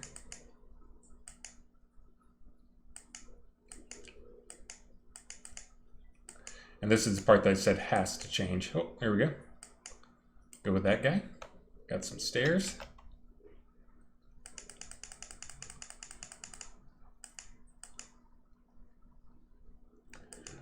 Some stairs.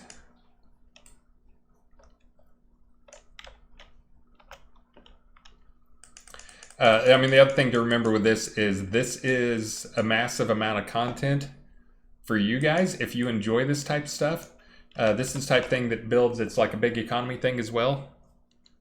And less so recently, but part of the reason I'm doing this stream is one, so we can highlight some of the features we have that are unique and interesting that we also hope to expand on in the future. But the other part is, you know, the features that new players to the game have no clue any of this stuff exists. So I'm trying to make sure that players out there, that's one of the things we do a horrible job of, is telling players about why the game is cool. We definitely don't do it in-game.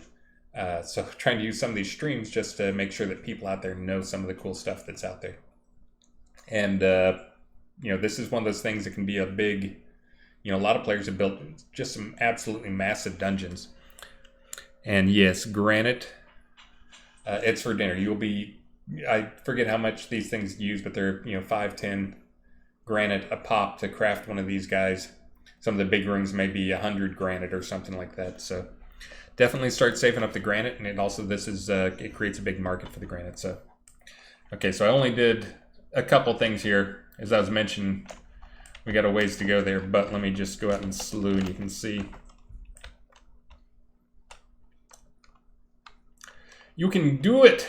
You can do it! Obviously, you would not be dropping some of these giant rooms like these. These are a lot of work to get the ingredients for, in addition to being, they're not super rare. Anybody know what they sell for on vendors? I bet they're not super duper rare, but yeah, large rooms like those are 2 to 3K granite. So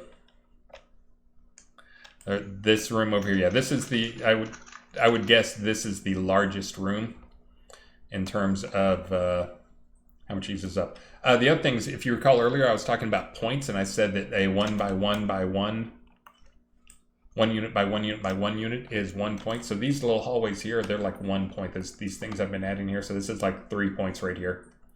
Actually, I think I put down 3 stairs. So this is, you know, a point here. Here's a point. This is a point, and that's a point. So 4 points. So when you're looking at my total score, this dungeon could be like 2,400 units.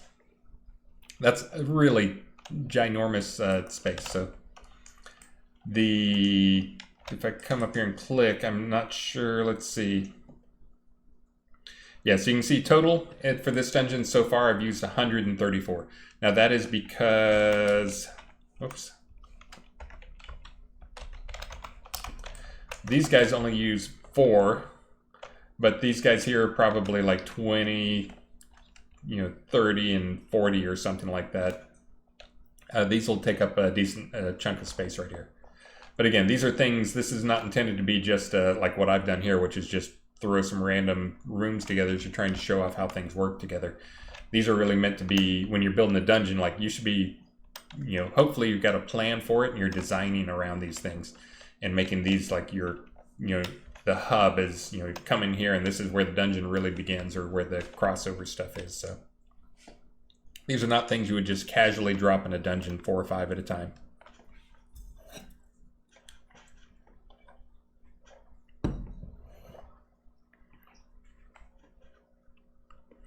Let's see. When I was working on experimenting with dungeons, I noted I could mine granite for 1 point of dungeons a day or so.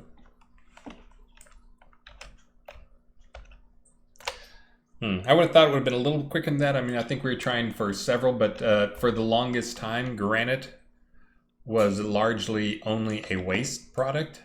It wasn't really something people cared that much about. That's part of why we used it, but yeah. Oh, look, somebody died here. But anyways, that's kind of the basics of stuff. Again, I can get out of here. I use my cheap GM slew. Works very much like yours, except mine will actually teleport me. I did not put down anything, but if I were to go back outside, put down some totems in there, go back outside, turn it to adventure, come back in, then we would be in adventure mode, and rooms that had spawns in would be spawned up. So let's see. Owsley Soda. So the custom teleporters is another one of those things we continue to look at ways to do it where it doesn't just feel broken to people.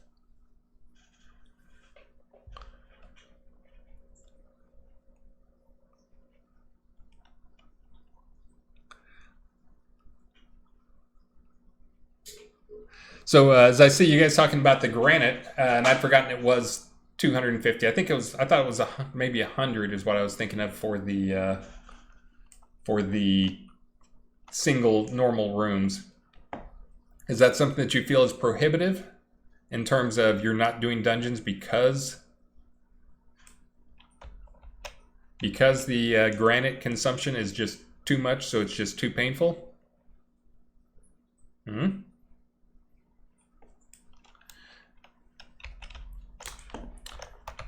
What do you think? It might be.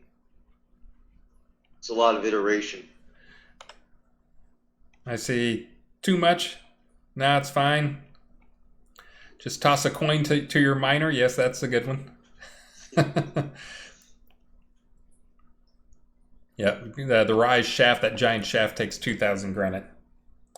Granite is cheap to buy, 8 to 10 gold each. So if the granite price hasn't gone through the roof, yeah, if you can buy that massive shaft room in there, the Rise shaft that had, you know, that was a super tall thing. If you can buy that for, if that's 2,000 granite, and granite is 8 to 10 each, then, you know, 20,000 gold to buy the ingredients for that room feels, yeah, that feels pretty fair to me, honestly.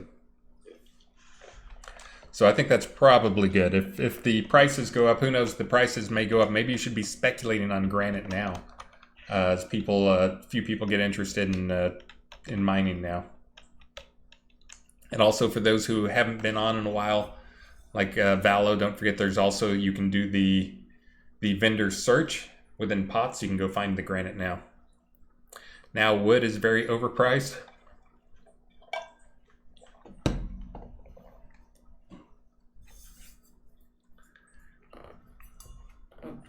We need more granite nodes so we can meticulous on it. Iron and copper net yields no additional granite. Yeah, maybe that's we can go. Maybe that's what we do rather than looking at changing how many of these use. Maybe we can look at some more things like meticulous collecting on some of the other nodes yields more granite as well.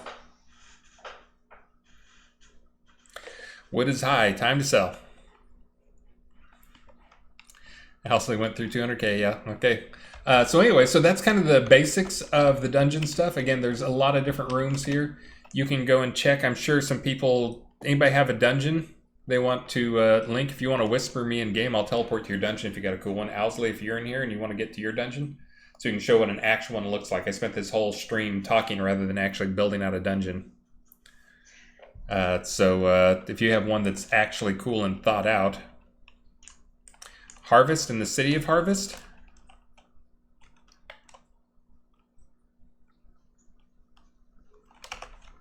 man, all caps. I'm gonna teleport over there.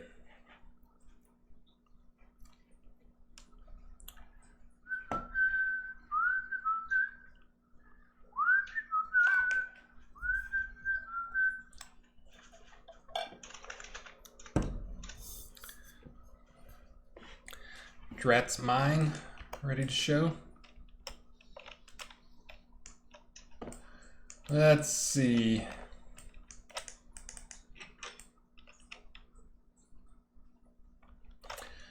If I were Owlsley, where would I be? What type of house are you in, Owlsley?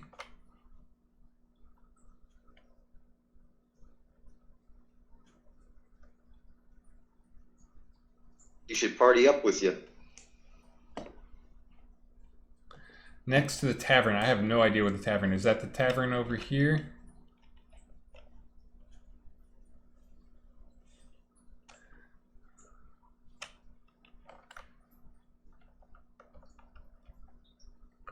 Do. Need to clean out their ditch.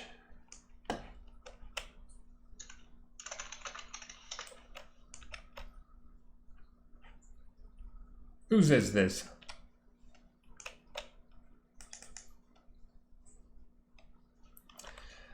It's Elasian. No. Okay.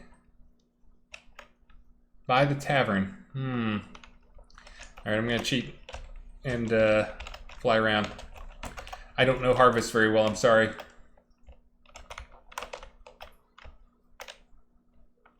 Am I close? Am I close? Yes, I probably should get to a town crier. I was just thinking I would be able to find it fast. I'm close, he says. Is that the tavern?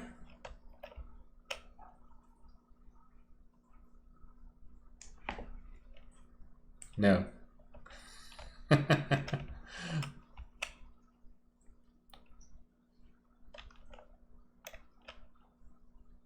This looks like a place for taverns. Middle of town. So I'm in the middle of town.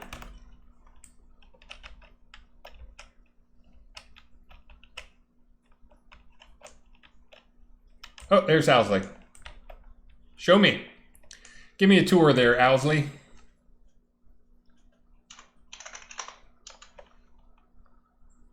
It's so fast.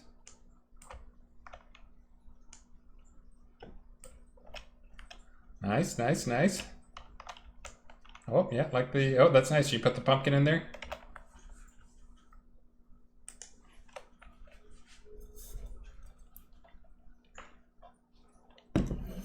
Too slow, Lilybird. I didn't know if he was actually at his house or not.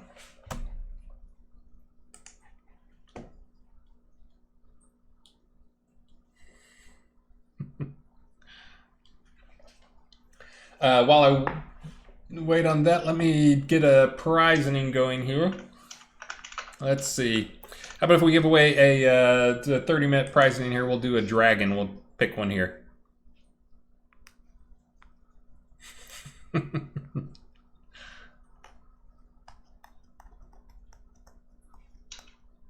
You guys all raffled up. I'll tell you what, I'm not going to reset the raffle after this one. I'm not going to reset who's on it. I'll just reopen it again, so you will not have to raffle again. I know you like raffling, though. I know you like doing the raffle thing, but...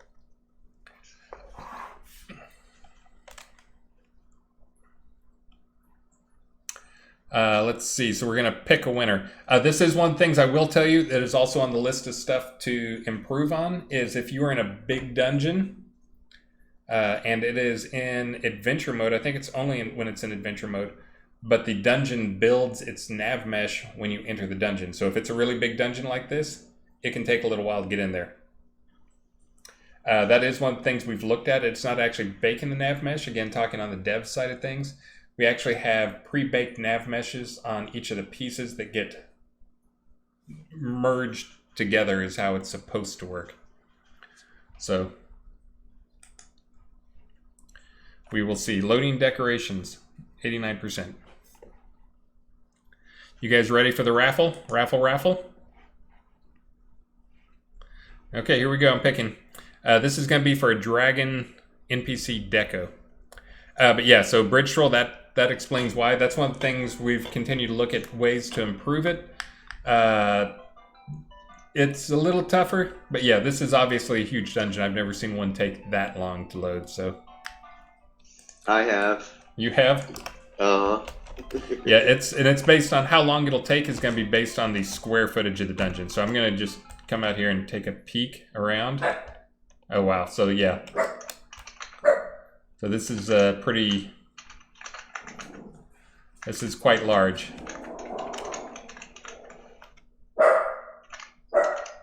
Oh, and it goes further. I'm not even seeing all of it because it's culling out, so.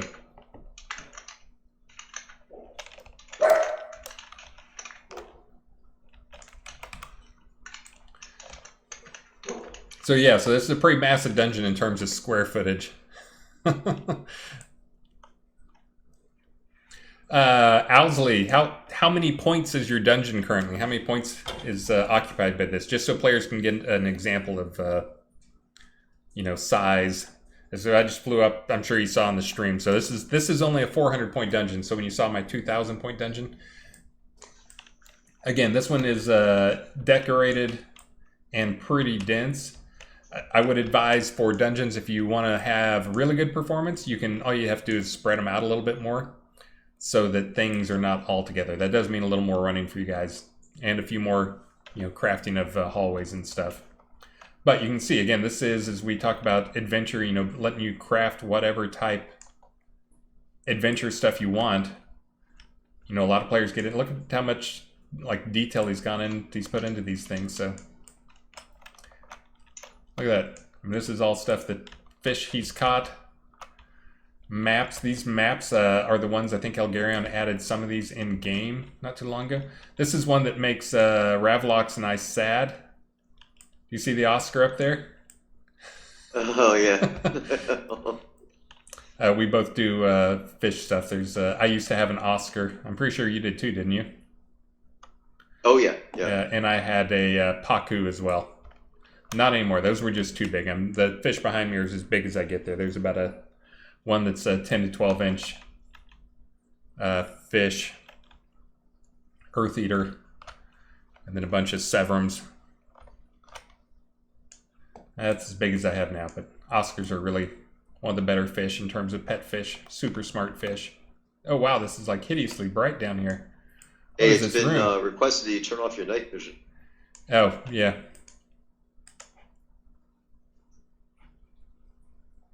Oops. Clicked the wrong one. Oh, look. Much better. Oh, and I think I also have all my stuff turned up. Oh, look at this. This is freaking awesome. That is one of the bundles I've had requested, by the way. I think people have seen that I made a bundle for New World players who wanted to come try our game to make them feel a little bit at home. That is on there, and let me drop a link for that real quick. Hold on. There's a link to the New World bundle. If you log in with that, this is great. But if you log in with that thing, if you get a new player to log in with that, create their account with that, who's a friend who wants to come try the game, then they will start with, I think, a brass raven, a basket handled sword, cutlass, and a pirate hat, and then they also get a bonus 500,000 experience points that they'll start with, so they can hopefully catch up with you guys quicker. But I was mentioning that because one of the ones I've had requested is making some more custom bundles for other people, which I will gladly do for people who want to go out and do recruiting to bring people to the game, because as I've said, we're adding tons and tons of stuff, fixing tons of bugs, but the biggest thing we're missing is more players that I think would make the game even more amazing. So anything we can do to get the players in here. But one of the bundles that'll probably come out that'll just be a fairly generic bundle, maybe a dance party type bundle for people who are really, they want to come in. That'll have some guys, Avatar's Radio is a requested one that is kind of a dance themed one, so. It seems he knows exactly where he's going, and he's probably upset with me because I have not applied a speed buff. Oh yeah, look, here's the bunny pictures. Those are great. I love those. These are all, again, things you get from, drops in the game. Some of these are, that may be gold or crowns. I forget whether it's gold or crowns, but, it's like 100 crowns or something. Artwork created by fans of the game, players of the game, that we took and put in the game for them. So they can have it on their walls. Yeah, this is awesome. Got all the different shrines in here.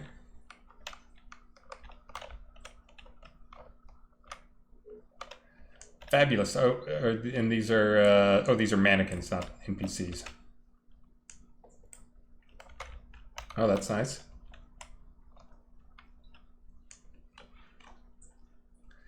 Yeah, so people who take their dungeons crafting seriously. Oh, this is the dungeon prison set I was mentioning that I saw. Oh, crying zombie. I'm gonna guess that's a guy to talk to. Look at the theme here. That's it. We should totally have a dungeon contest. Oh yeah, absolutely.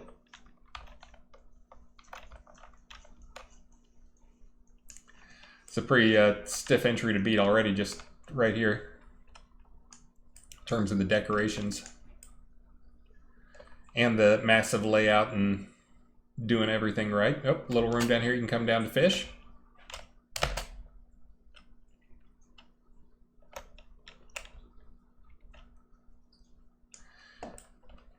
And this is the cave set. There's 3 main sets. The stone dungeon, the cave set, this right here.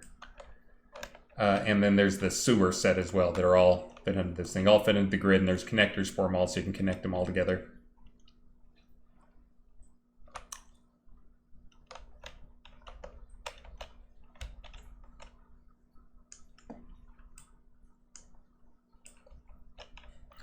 How nice of me. Slowed down so I could keep up. Oh yeah, and this was, I forget what this was a giveaway for. This is something we did for maybe a stream or for some stretch goal or something. With the grotto? Yeah, where'd the grotto come from? Or is that a...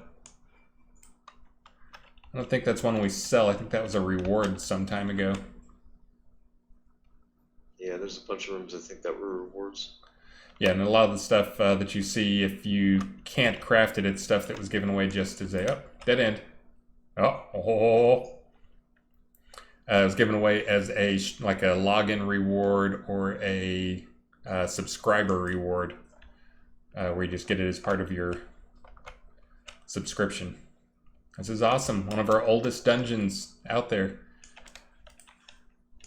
Is it Ravensmoor? I think this is Ravensmoor. Sweet. And this is also another one that I'm pretty sure is hooked up so you can spawn stuff in it.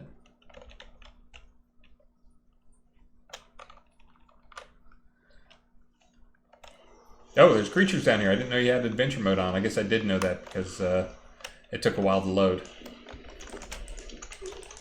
I'm going to be useless, but I won't die.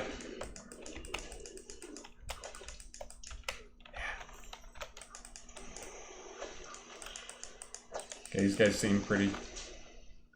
What is this? Yeah, so level 1 totems. This is what you get with the level 1, is these guys are dying in a hit or two from a real player. I am not a real player. Take that. Yeah. But this is what it would look like with the rooms that are spawned up.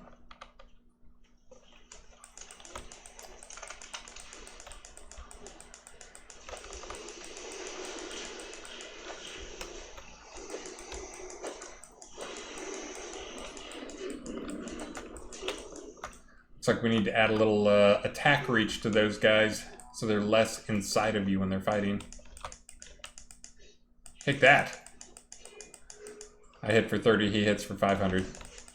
Pretty much standard for players. Teggak, is this stuff in-game now or future things? This is in-game now. We continue to expand on it, though. These rooms, these are all things, as you just heard.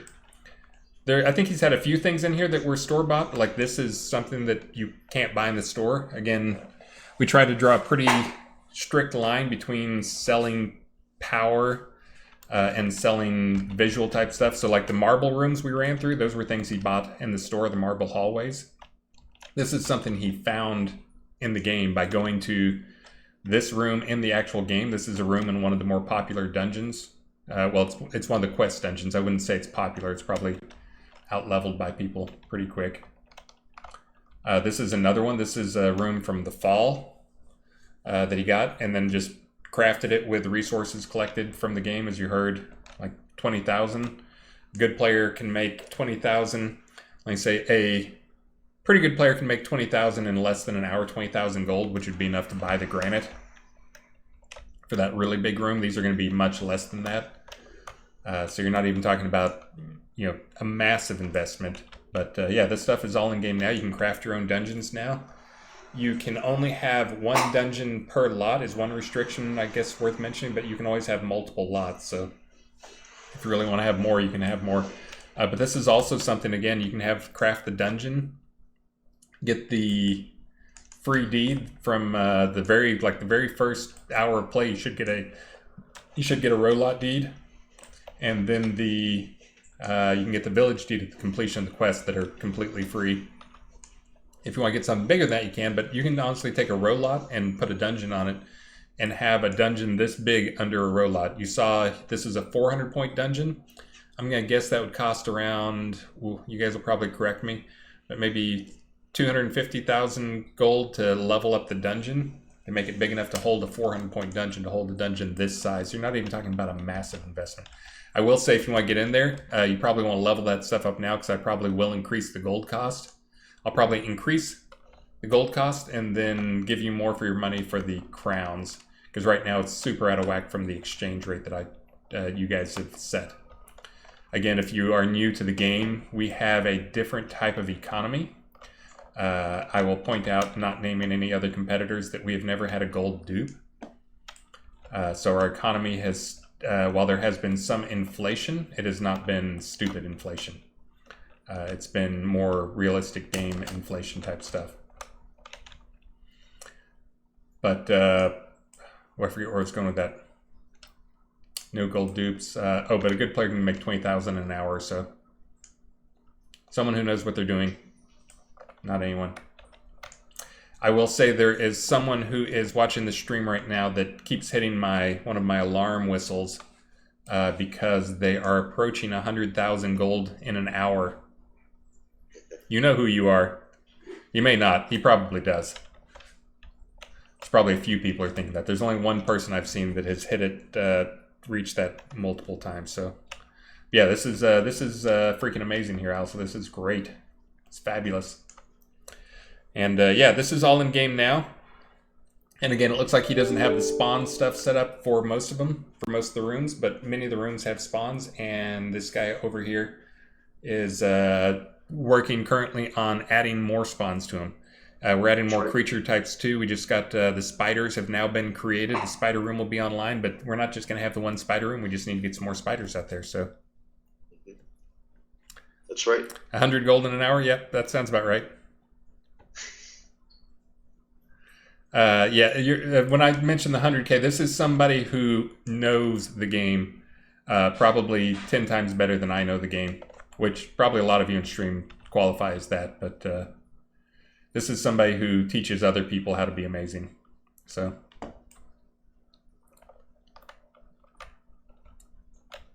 yeah, look at this. Again, this is a dungeon. This is a 400 point dungeon. So you're not even talking like an absolutely massive investment.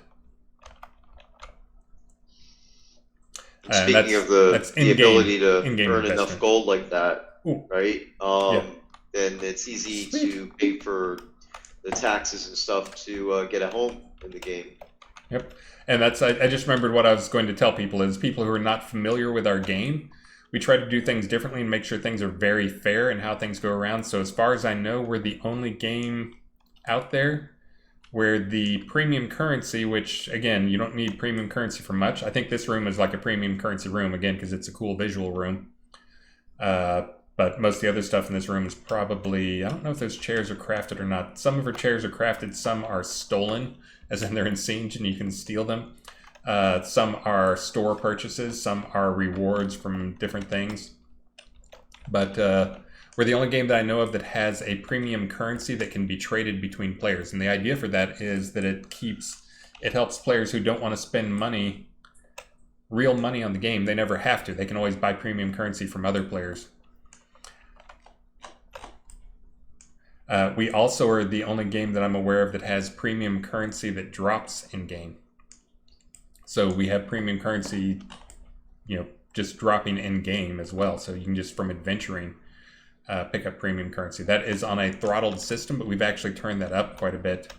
And that's one of those things I keep forgetting that we, again, as a small market trying to do stuff differently. Another thing we have is, this is great. My legs are tired, man. I'm sitting down. I probably should get out of combat mode before I do that. But we also expose a lot of our game data to players, not as in like, the XML or whatever that drives this stuff, but in terms of metrics that come out of the game, we cleanse, sanitize. We sanitize the data coming out of our own metrics server and send some of it over to a public server that uses something called Elasticsearch that you can query. There's a ton of different ways. There's like a Python API or a C# API, tons of different ways you can pull data from that. It's just basically sending curl requests and getting responses for the techie nerds out there. And you can actually go and pull data from our stuff. So players actually have gone and can tell us exactly how many crowns have dropped, and how much premium currency has dropped in game. So we don't keep much of that stuff secret. We probably should keep more of it secret, but we don't keep a ton of it secret. This is another thing I mentioned. If you're a new player out there, it sounds like we got at least a couple of new players, is the instruments in game. There's lots of instruments, but we tried to make sure that there was, again, as part of the community stuff and people getting together and just doing all sorts of community events and doing their own adventure creation, is we have an ABC music system, so you can craft your own music stuff, or you can download. I think it was Majoria has sent me. For those who don't know, I enjoy singing. I will never say that I'm a good singer. I will say that I enjoy singing, though. But I think was this Majoria who crafted these? Yep, Majoria. So Majoria crafted, I frequently will do Queen. Absolutely butcher Queen. Live on stream, a cappella, no practice. But this is our music system right here, so you can actually do... Oh, looks like I have a cowbell's the only thing I have out. But that's not quite playing music. But anyways, you can have the multiple different parts and have a full band where each person plays one of the parts of the songs, and it'll actually play it. It's kind of a simple text markup for playing stuff. It's called ABC markup. A few other games use it as well. And you can use different stuff on it. You can also, of course, you can play instruments freehand, but we don't have a way to sync that up, obviously. But if you play instruments and you're playing from the music and everybody has the music, you can actually synchronize, so you all play together and you actually play as a band, so you can actually do that type of cool stuff. The cowbell is an example of, we also have a sense of humor. We try not to take ourselves too seriously. That was one Easter egg for April Fools, is cowbells drop in game, and the cowbells damage, nerf, I guess they debuff the reapers in game. Reapers are tree reapers. So the cowbells, you just need more cowbells for the tree reapers. Don't fear the reapers.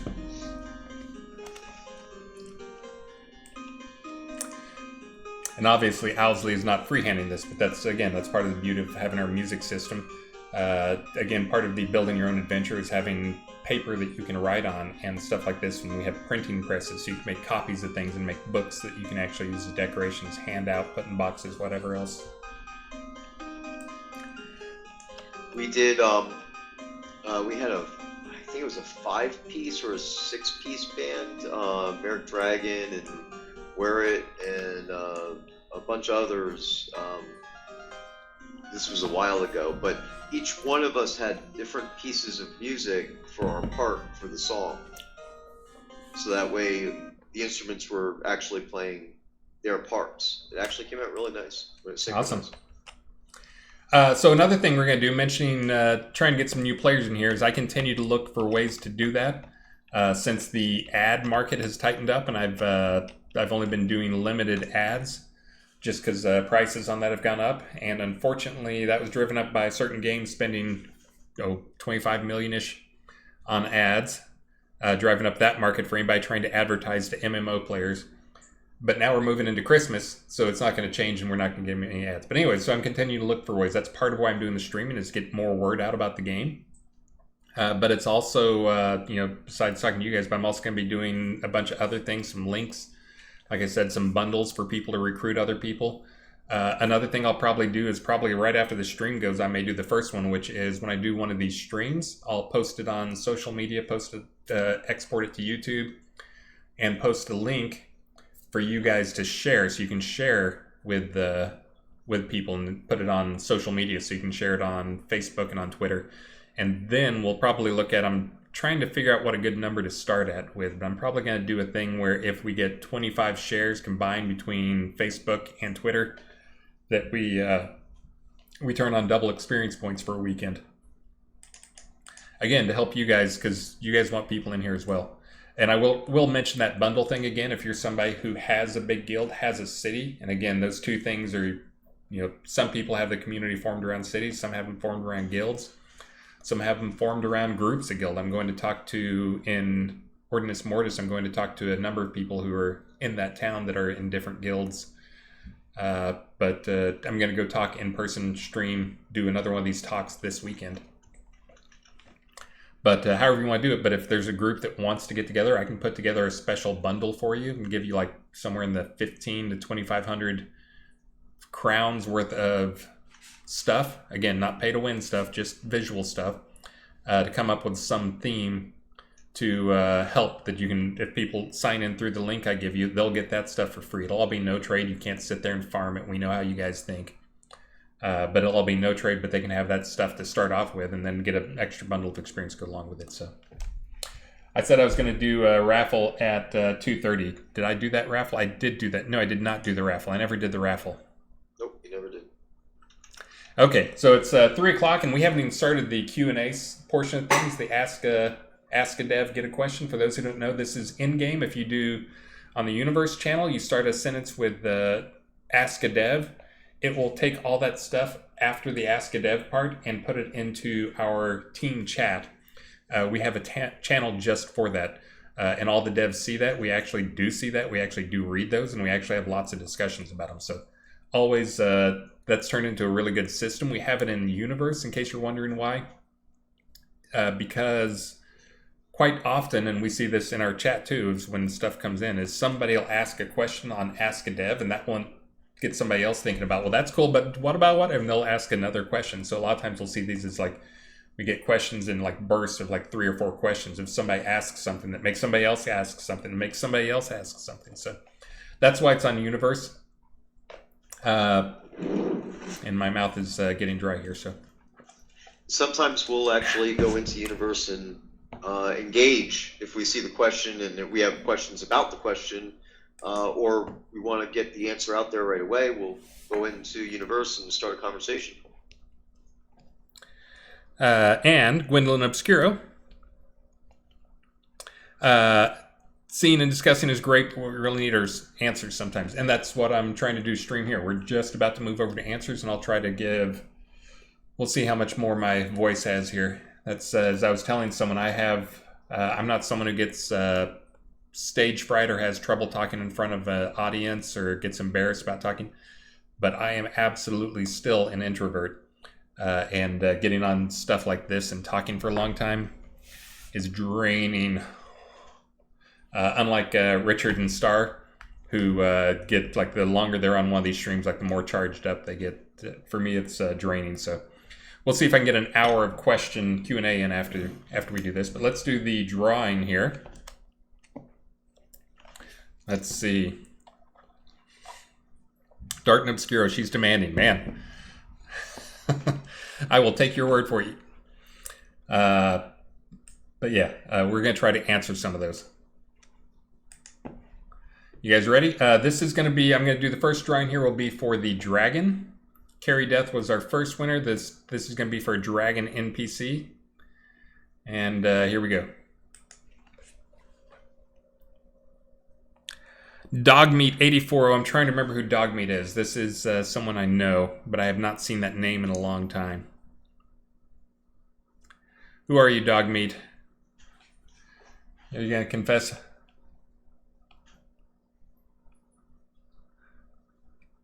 So the next one is going to be for a dungeon. We'll do the minecart room.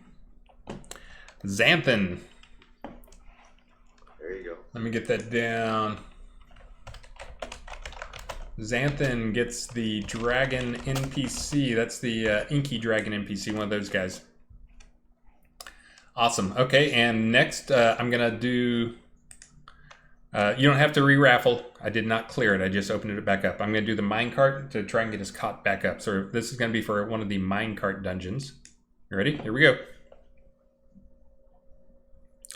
Serenia! Congratulations.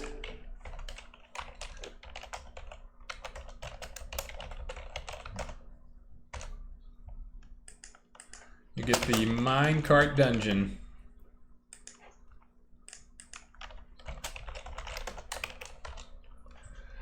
All right. Let's see. And we will do, I'm going to answer questions here. Actually, we will answer questions here. Are you ready? You finally get to do more talking. Instead of me just saying, that guy's going to do some stuff, and that guy's going to do some stuff, and that guy's going to do some stuff. All right, time to dive in on the AskADe.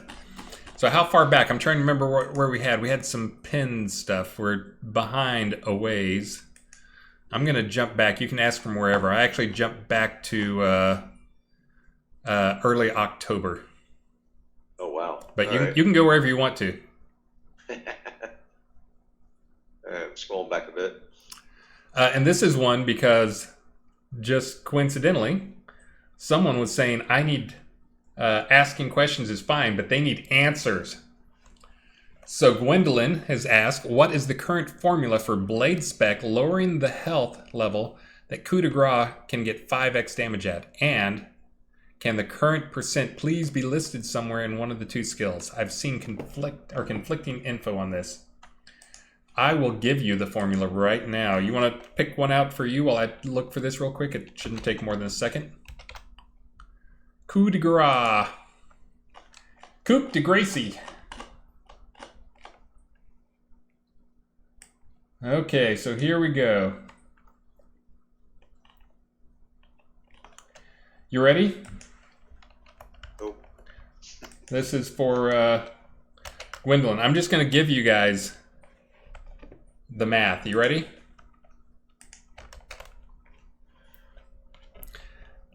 I'm sure this will be super helpful. Here you go. Bam. What other game would do that? There's some soda math for you. That redefines soda math. Look at that. Again, for the super nerds out there, almost looks like Lisp code. You got so many parentheses in there.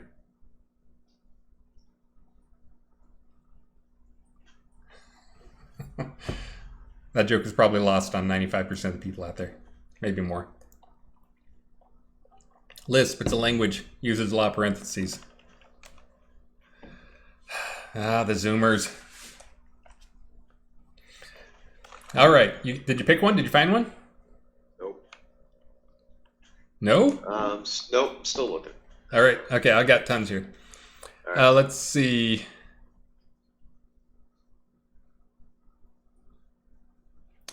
Ali Oop asks, was getting a gray shroud merely made harder or made impossible? I don't think it was made impossible. I think that is... I thought it was in the plus minus 100 range to get the gray shroud. So that is, you know... I don't even remember what type things. I know like you can get 5 points for doing some things and 10 points. So you're not talking, it's a pretty small, tight range in there, but I don't think it's impossible to get a gray shroud. It may have just been that you got kicked super far in some direction by doing a quest and you're having trouble getting back there. Yeah. Oh, wait. I see an answer.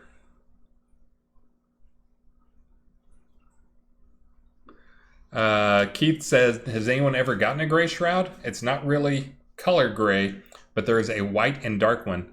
Then that middle one, which is also white, just not glowing, that's what they call gray. Right. Yeah, so I'm pretty sure that you can get the gray one, but I don't think anything's changed on that. The only thing that might have changed is that the scale of some virtue awards or penalties might have changed, so it may be a little tougher to get it.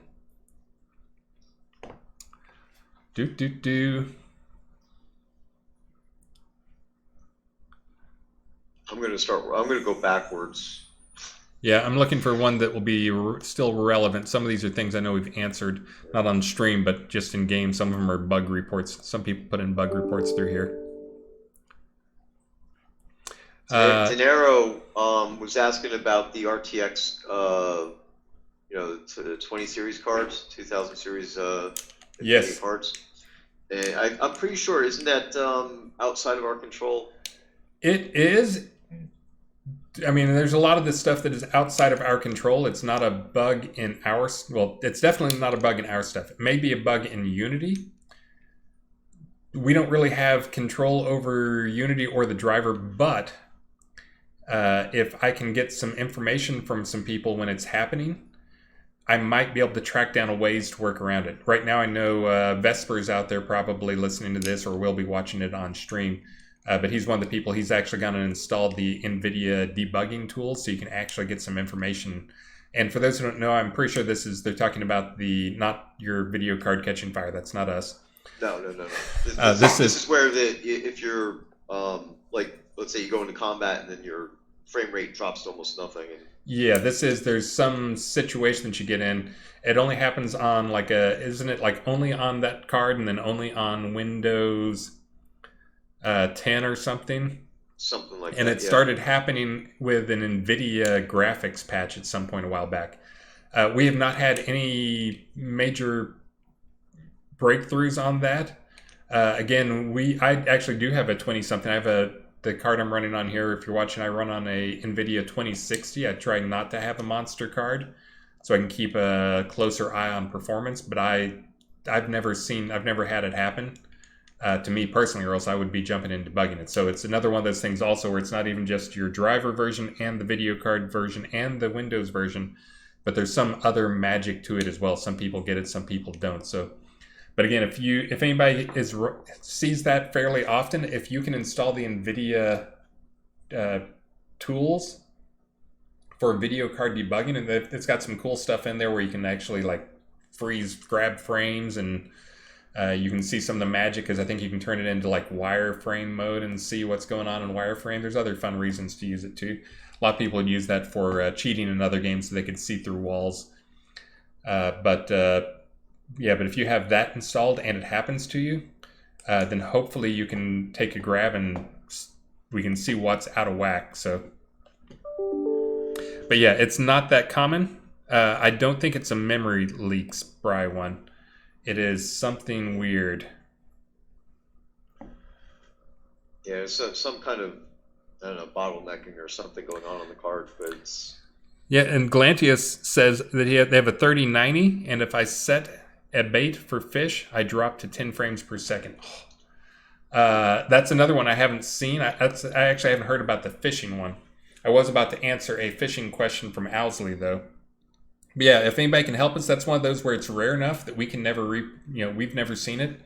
And it's not just that it rarely happens. It's like it only happens rarely on, a small number of machines. So we have not seen it.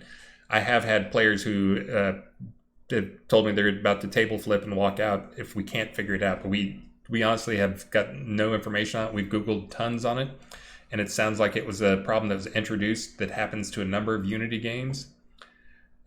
We are still looking at upgrading to Unity. I'm hoping we'll get that done, or upgrading 3 years worth of Unity, move from 2018 to 2021.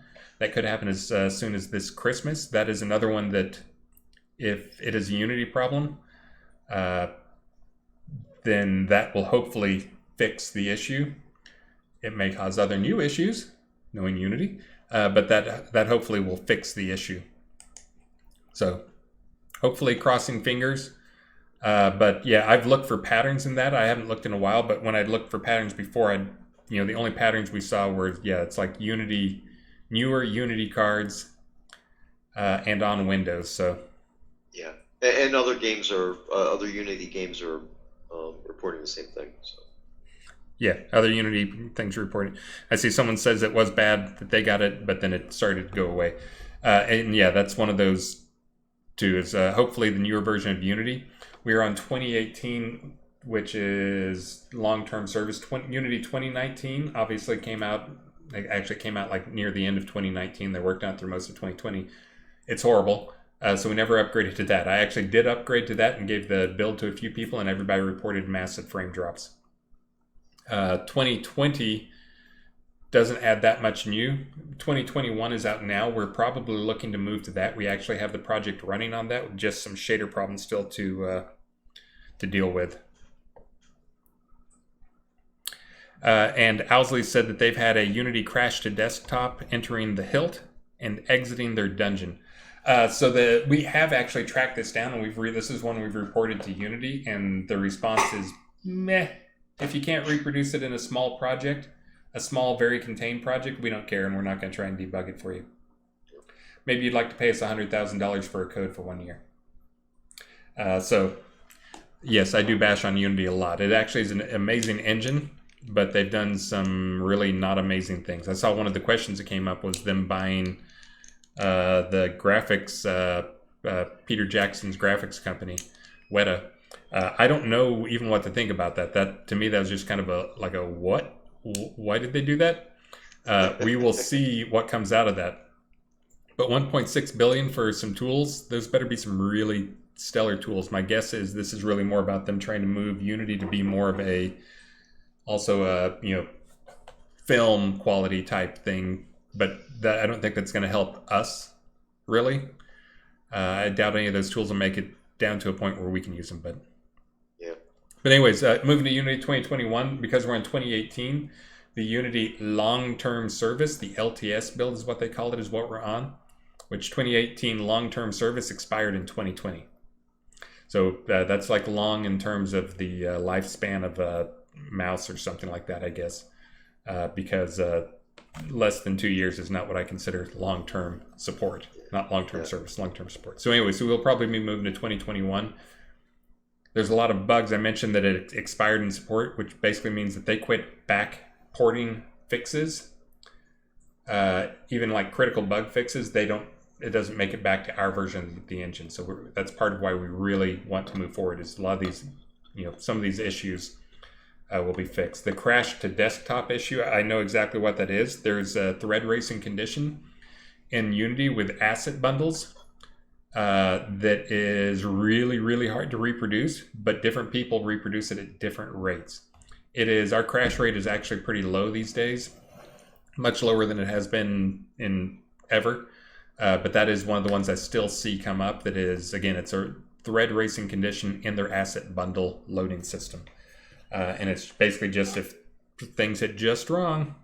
And thread racing, when I say that, we use threaded loading to speed up background loading, which means that there's multiple threads, multiple cores running, loading on stuff, and there's just some condition where if it hits just wrong, these two things are trying to touch the same piece of data at the same time, and boom, Unity blows up. So, but that is pretty rare. And again, most of these things that we're seeing it's on like this guy's machine. It looks like he gets it about twice a week, and we can't reproduce it.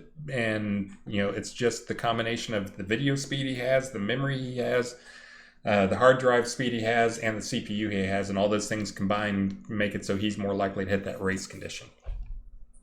Yep. I talked for a long time there. Yep. So another question: will Castle Atos have a return balloon? And of course, the answer to that is yes. Owsley had a question here for fishing. Can we get a different color cursor when lava fishing? It's almost impossible to see when casting in lava. Needs more contrast. Yeah, I guess it's like the red cursor on red lava. So that's good. Damon actually replied and said, I can try to fix this to make the cursor more visible. We will see. He replied to that on October 7th. So we will see if anything shows up in this release. But that you're not the first one to mention that. Let's see. Ampu was asking if we might get a different Unity build. That's what I just replied to. Garfunkel Humperdinck. Great name. Why do the debuffs from Ice Fist and Ice Arrow overwrite each other? That would be the move speed debuffs, and that is because honestly, that's one of the math things that I think was a learning experience that we need to never do again, which is we have some things in game where it's like you got 100%, and then we give debuffs that do a minus X%. Whenever you have that type situation and you don't like just block it so that nothing stacks on it, you'll almost always get to 100%. Well, if you got something that's minus 35 and minus 35 and minus 35 from 3 different things, guess what? You're moving at negative 5%. So I think that's one that probably was blocked so that they override each other just for the movement speed, so you can't get the movement speed too low. But honestly, we cap low-end movement speed now, so that could probably be allowed. But really the way that those things should be working is it should be 100% divided by 100 plus whatever debuff thing you have. Basically changing up the math so it'll get lower and lower in approach, but it actually puts it on a curve if you think about that math. So if you have 100 points of percent of decrease rather than it being 0 movement, it takes it down to 50. But again, that's one of those things that we made a lot of mistakes on, that type of math combination. Where over time, just inflation of character stats, new skills, new gear coming online, enchantments for the gears, masterwork for the gears, potions that come online, blessings that are out there, all those things weren't carefully enough documented, and people, basically there were some things like fishing bait recovery was one of them I just mentioned earlier, where you could get fishing bait recovery to 105%, which means you don't use bait when you fish, which, for worms, who cares? But if you're talking about using gems or something like that, that's a big deal. That's getting to 0% bait use when you're using an expensive thing like that. That's a big deal. So anyway, so that's some lessons learned in terms of math that will be, we continue to work on those things. Most of those things have been capped now. So again, that one probably should be not overriding the other.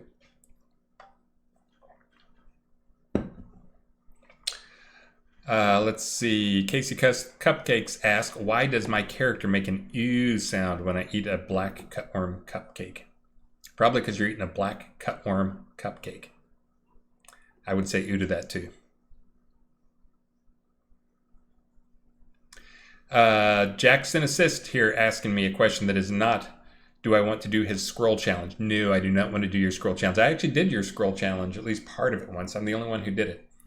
But I did not do collecting the raw resources. I did do the crafting though, and that stuff has actually been increased a lot. And I think people have seen the processing of raw ingredients the speed of that has been increased a lot. But let's see. Jackson Assist asks, what is it that Shroud does extremely well, and what do you see is the most important thing for improvement? The most important thing for improvement to make the game better is something that does not directly impact anybody who's probably watching the stream right now, but is absolutely the most important thing. Our starting experience is crap.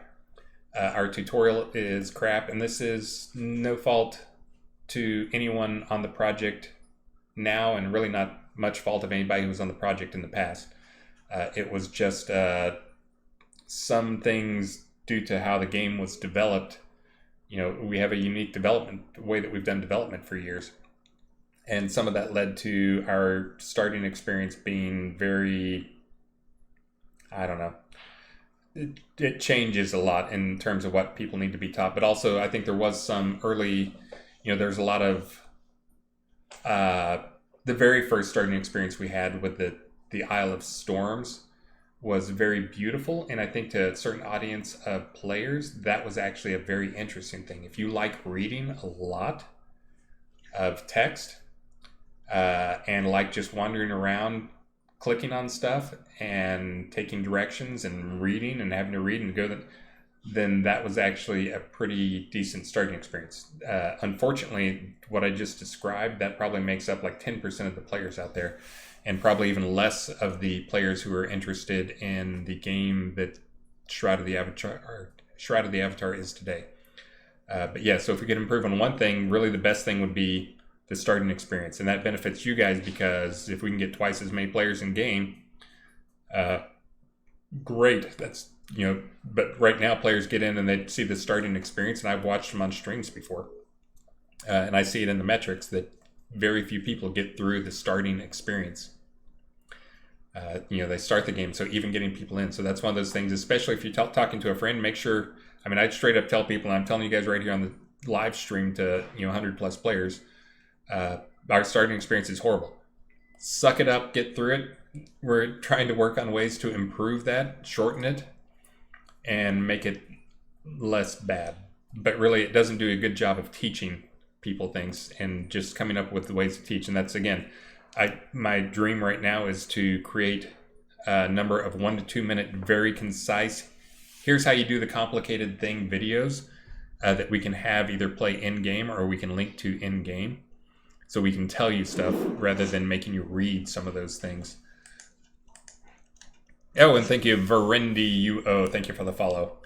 But yeah, so that's just having like a video trying to explain, some taming stuff to people. We don't really have a tutorial on these things. The time to make the actual effort to make a good taming tutorial that would be in game, that players would get serious quality information out of, is pretty massive. It's a lot of work, but that's not the real problem. The real problem is the way all of our tutorials work is for players to get anything out of it, they got to do a lot of reading. And so not having the reading is kind of the goal, is to figure out ways to get this information to players where we aren't counting on them reading, because people don't read. I know we got a lot of old Ultima players out there. You guys read. I know you guys love it and you read, but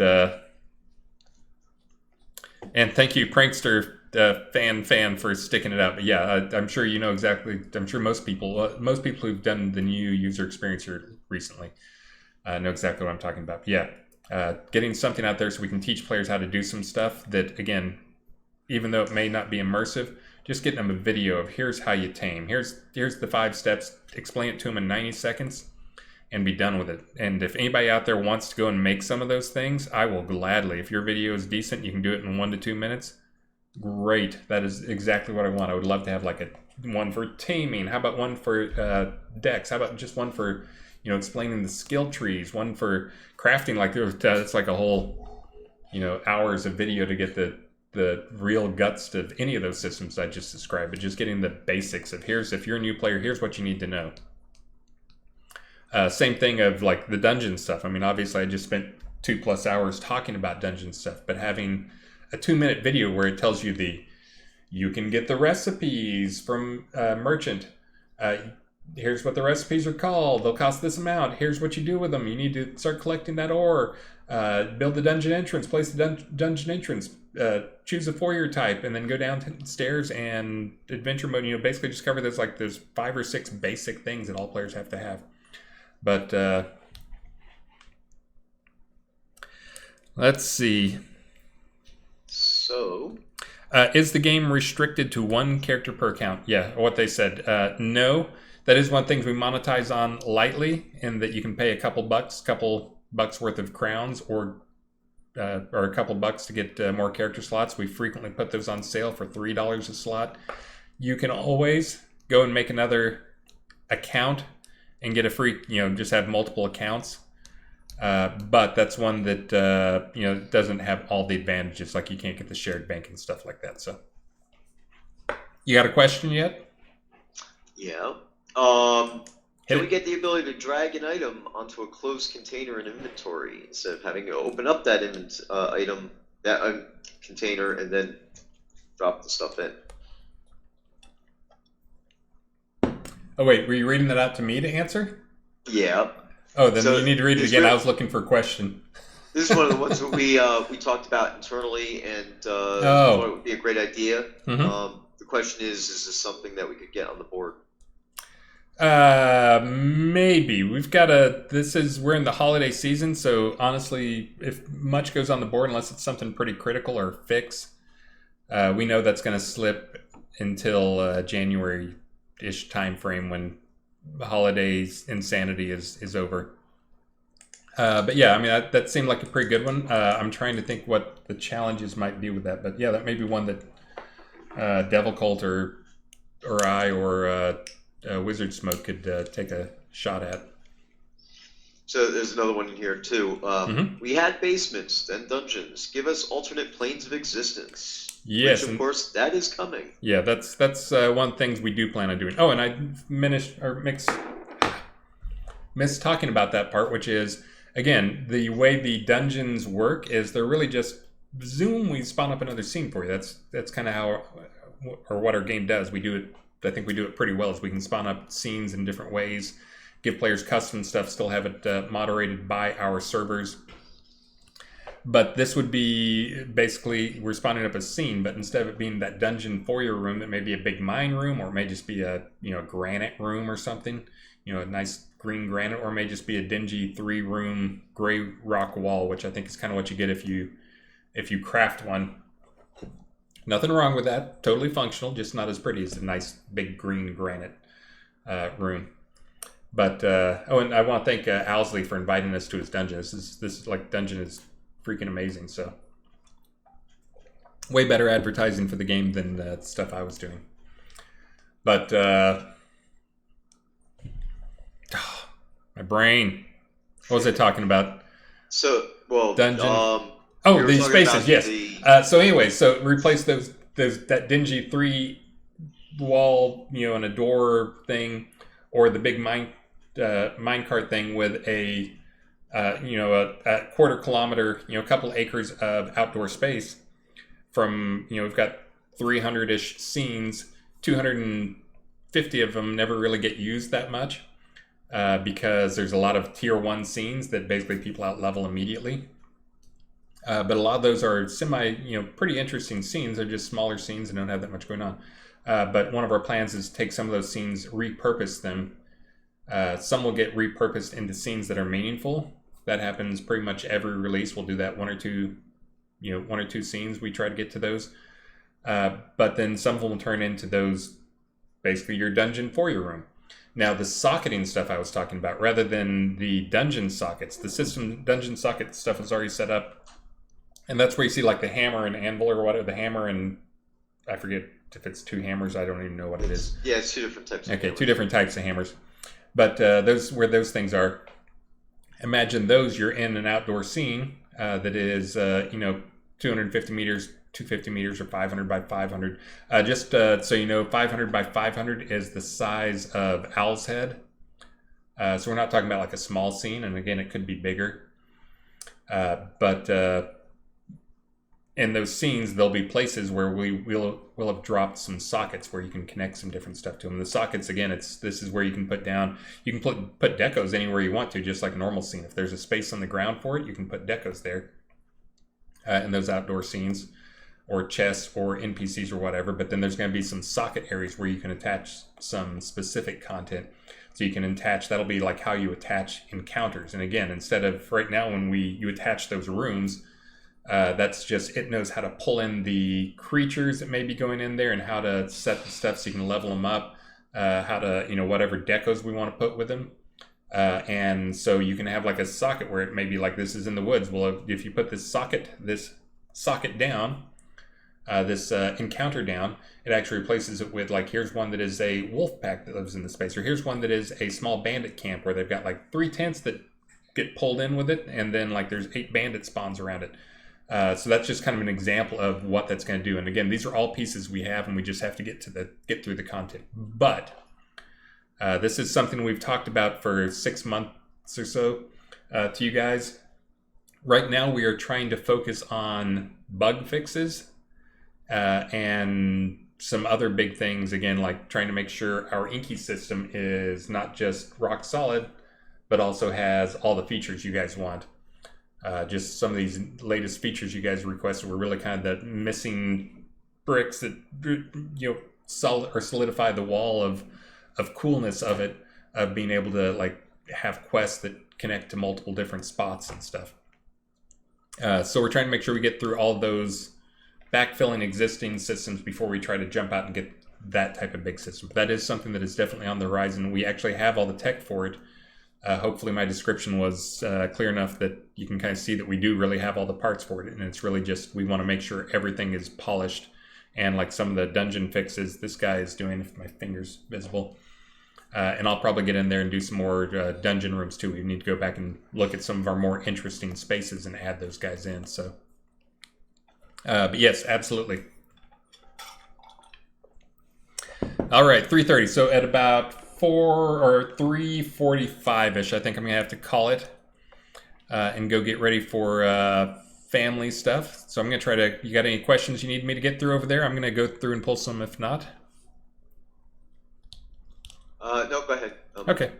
And Jackson assists the what do we do extremely well? I think there's a lot of things we do extremely well. I think we're getting better and better in terms of the adventure crafting we do for people.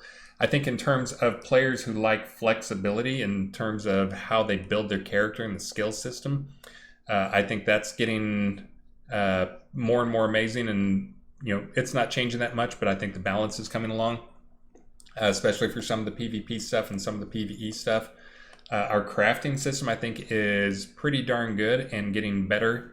We had a little bit of pain that was caused over the last 4 to 6 months as we've gone in and tuned up a lot of that stuff and kind of brought everything in so it's more reasonable, more balanced. But I think in general that's been received very well, even though a lot of it, some of it, things got lifted up, some things got nerfed down. But again, people knew, the serious players out there who love the game knew that stuff needed to happen. We actually got a ton of thanks of like, thank you so much for doing that. Because again, as I've said, dozens of times, if we have stuff that is that unbalanced, we're removing choice from players, and we want our game to be all about choice. But when you have something that is, here's the you win card of bandit armor or whatever thing it is, bandit armor and bows, then you're removing choice from other players. Your choices are to either always be inferior to that guy or to wear that same stuff. So we want to make sure and get those things balanced out. And I think Elgarian's done a pretty good job of that stuff. So let's see. Can the bone steel crown be made into a decoration? I thought it was. Is bone steel crown not a decoration? That's one of the artifacts, right? Yes, item artifact bone steel crown. I'm looking at it right now. I think that's actually in progress. The 3 dread artifacts are being made into deco items at this point, I think. 1 second, and I can tell you some good news on that person. Okay, it's going to take 2 seconds, but it won't take much more than that. Well, maybe more like 10.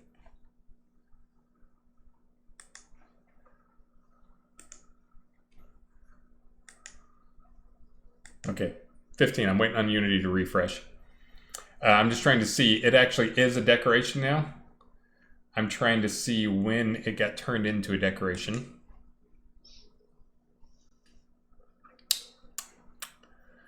All right, Unity's failing me here. I'm going to go over to Perforce and find it.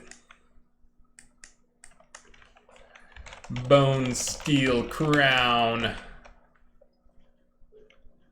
Item artifact bone steel crown. Where are you at? There you are.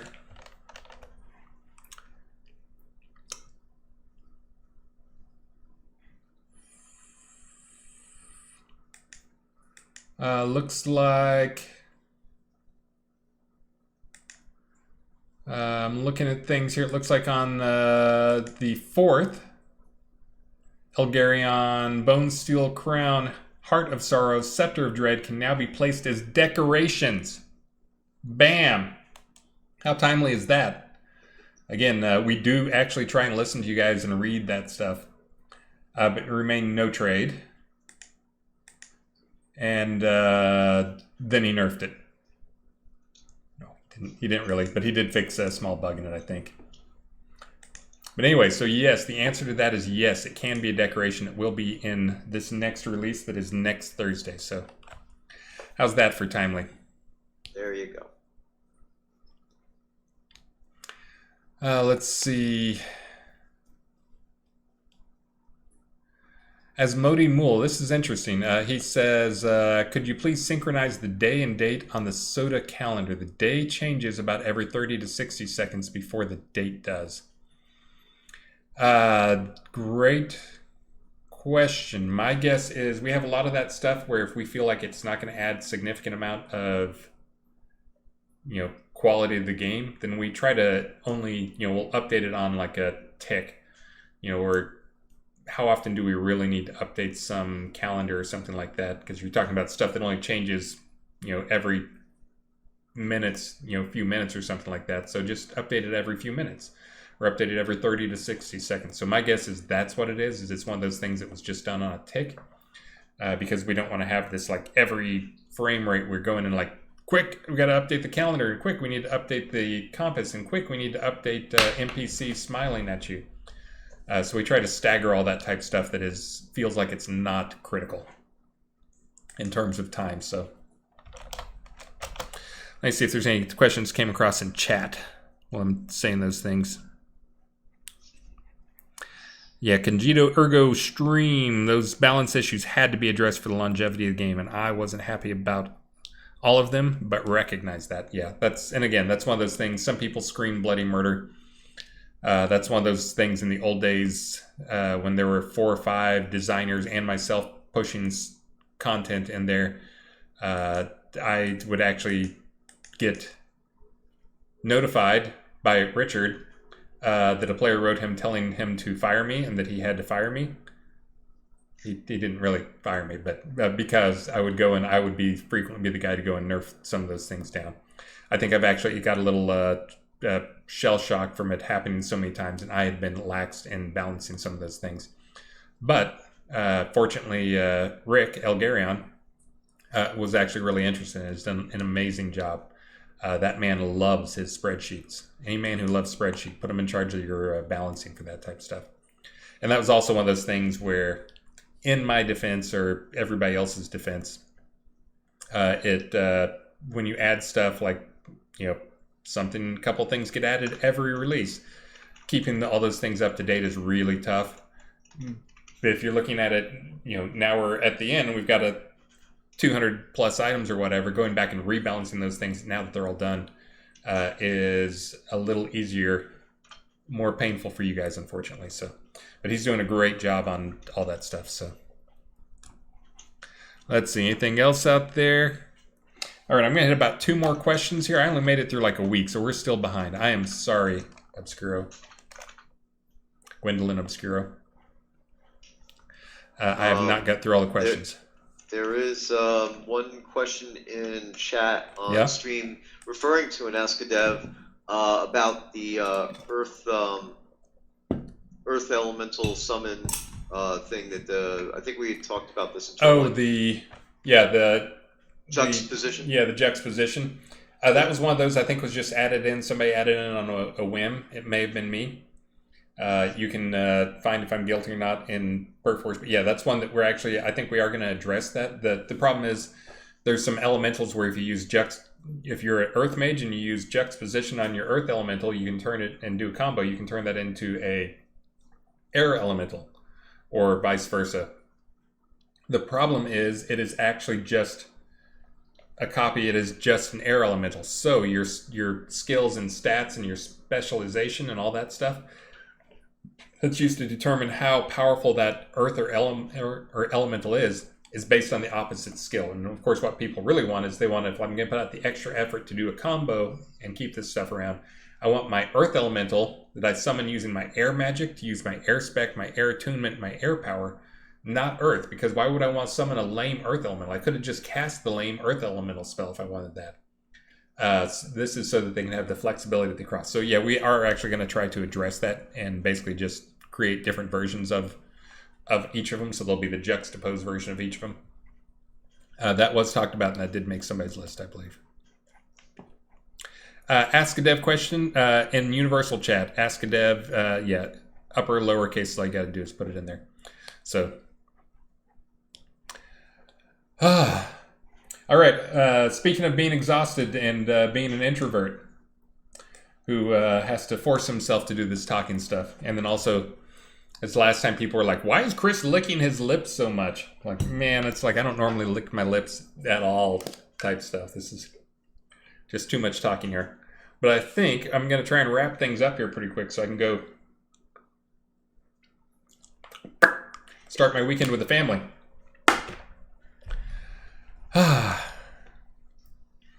Lord J. Oliver, you can ask a question in there. We may miss it during the stream. We don't have a thing that's grabbing the questions out of there. Right now we've just been occasionally pulling questions out that jumped out at us. And huge thanks. I'm going to go through and thanks people here. But thank you, Spry One. And also I saw some new follows there. Hopefully those are some new players or possible future players. Again, the stuff you saw today, this is on live right now. Nothing, this is, we've talked about a few things of like expanding on this even more. But this stuff is in there. You can go and build your own dungeon, go, farm areas to try and like your favorite dungeon room, try to get that dungeon room blueprint to drop so you can craft that dungeon room for your dungeon. Also, again, all the stuff that is the core stuff is all free. The only thing you're paying for if you want to come in and help us out, which we want you to help us out. I'm not going to try to discourage you. I just want to make sure people know that this is not like a system where, well, you got to come in and you got to immediately drop, $20 or $40 or whatever if you want to actually do anything. It's not that. You can actually come in all the dungeon rooms, all the encounter rooms. Those are all things that drop. The stuff, if you want to give us money, which we do want you to give us money, it's for more stuff like what you see around here where he's got like these beautiful green walls. But if you're fine with the gray stone walls that feel more like a slimy dungeon rather than somebody's, bachelor pad or what do they call these, man caves? Yeah. This is obviously Owsley's man cave. Owsley, you have a fabulous man cave down here. But anyways, if you want to have it all sexied up, have events down here, invite your guild down, give us the money. We love it. Again, just everything you can do without spending money. Come support us, though. Again, the biggest thing you guys can do to support us is by bringing us some players. So I'm going to post that link again if I can get it. Nope, that's the formula for coup de grace. Let me find that link. So again, if you want to recruit some people in here, you can drop them on this link. It doesn't matter if they're Ultima Online players who people you used to play Ultima Online with. Again, Ultima Online, we know lots of people at lots of different companies. We try not telling you to go pull people out of other games, but if you have friends that you want to play with, bring them on over. There's a lot to explore, a lot to expand on. Game gets better every release. That's pretty much the goal. And we're about as small as an indie as companies get out there, so you're helping support us. So come help. I'm not going to say it's mom and pop. I guess I'm pop. It's sadly games industry, especially here in Austin. We have what do we have, like 9 dudes and Laney. So, but can't really be mom and pop. But there is a mom on the team, I believe, and there's multiple pops on the team. So come support a business with mom and pops.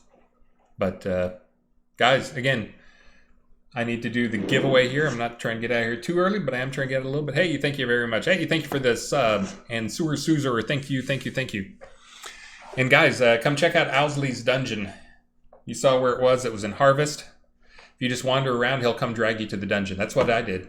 Just wander around the town for no reason instead of adding them to your party or looking up on the town crier or anything that would have actually been reasonable. Just wander around and he'll find you.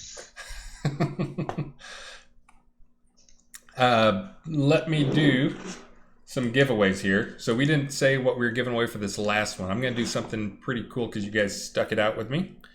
I will give away, how about we'll do the combo thing of, oh, and I've got that bug on me right now, by the way. Allie Oop reported it. Allie is the bug queen. She's amazing at that stuff, but I know about the AFK bug. I'm going to have that fixed for you guys for this next release. Make sure you were raffled up. I'm going to give you guys something awesome here. I don't even know what it is, but it'll be awesome. Ooh, that Kobold 4-story, great. Oh, that's a city home, though. Hey, giving away city stuff. Because then only a fraction of you guys will be able to use it. What's something cool players like in that like 30 to 3,000 to 5,000 range? I guess I can always just give away a town. Everybody can get a village for free, so town's not that much more for them. Yeah. Give away like a town thing here. And I still love the Stone Keep. I say it every stream. The Shogun's pretty cool. I got one of those stone keeps over in Brecken Bay. The Vikings usually want to give away because I think it's one of the most useful. Oh, we get a hype train now. Now you guys hype it up. I'll tell you what. If we get to if we complete level 1, I'll do an extra prize for each level you guys get. That'll be at least 1,000 crown item there. If you get to level 3, I'll give away a town lot to go with this town deed. But now I got to like stall for a few more minutes, so I guess I'll answer a few more questions and then I'll do the raffling. You want the pirate ship? That's what we're going to do? Okay, so if we get to level 3 hype train, we will do we'll give away town lot with it. And it looks like we're already past level 1. So I'm going to do 2 prizes there. I'll pick out something else. Maybe another NPC since it's kind of an adventure crafting stream. Tempting. You guys really need Richard to be in here. Or Sean Butts can do a little damage there on that. All right, I don't want to stress you guys. Oh, you guys are already like over the hype train too, so. Hey, Cowboy Bill said, make more puzzles like the scavenger hunt in Brittany Fields. And the response from the team was, okay. Yeah, we do have, especially Sanyo loves that type of stuff. And he also, again, I think people know how we work. If you don't, we're pretty, I mean, obviously we don't have an office. We actually got rid of our office long before the pandemic started, though. Is that tier 3 that it's almost up to now? Yeah, there you go, level 3. All right, well, okay, well, I'll give away town. Don't feel like you need to do it because I don't want anybody to like feel like they're doing it all. But if you get to level 4, I'm not gonna give away a city. We'll stop there. Stop at 3. I don't want to pressure people out there. I know some of you guys carry more of the burden of the others, but we appreciate it. And you guys are awesome. Now I got a lot of people to thank. So, man, I don't even know what I'll do if you guys get to level 4. I'll do something cooler though. But anyways, but yeah, we work kind of everybody's in different places. We have we got. At least one Dallas person. We've got multiple people here in Austin.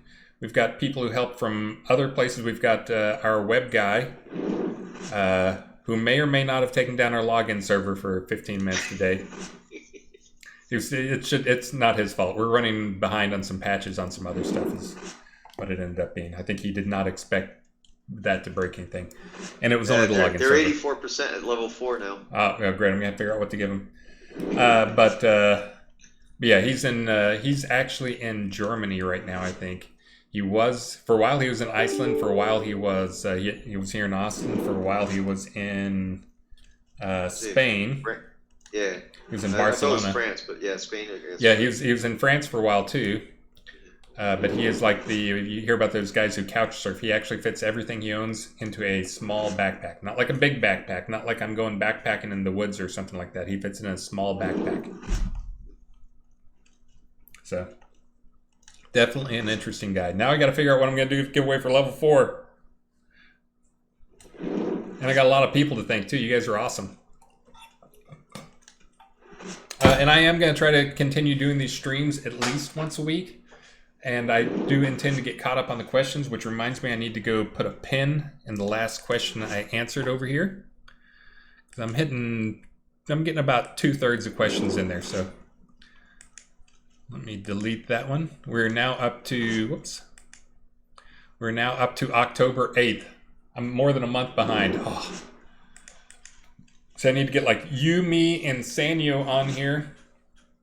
Or Elgarion, and just like some people can work from one end of the newest stuff and I can work from the top end and we can try and meet in the middle sometime. Yep. That's pretty much what I was doing today. I was scrolling back from the current stuff.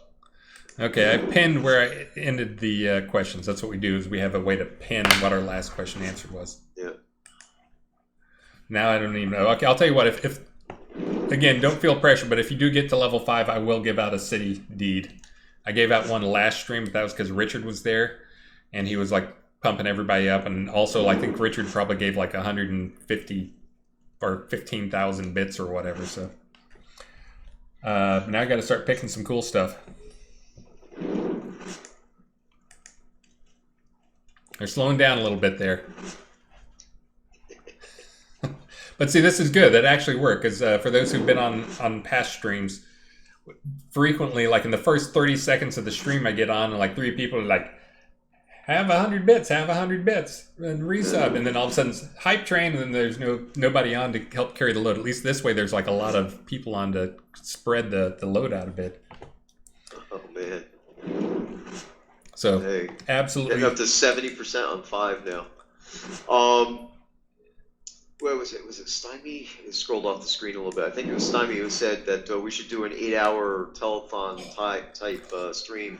I could definitely do 3 hours. When I do my streams, you know, while I'm doing work and streaming it, I end up doing about 2.5, 3 hours at a time.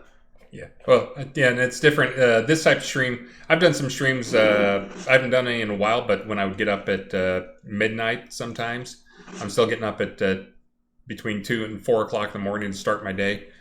So we actually overlap, but we overlap. He's still up. I'm getting up.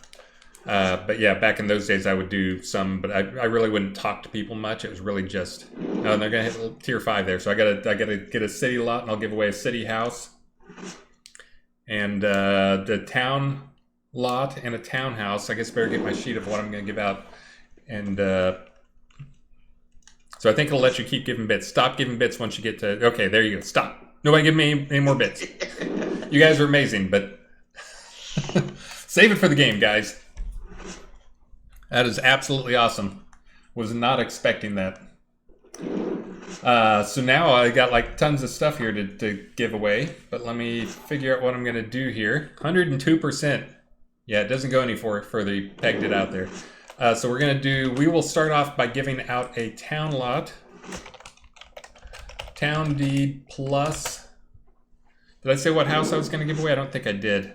I think they shocked me right in the middle of getting away. So I'm going to do a town and a, we'll do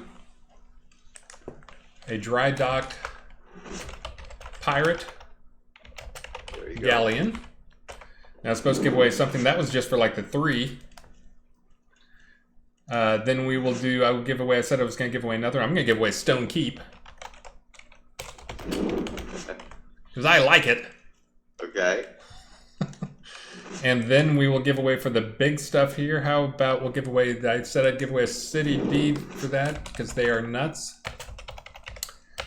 City deed and I don't think I'm quite going to go airship.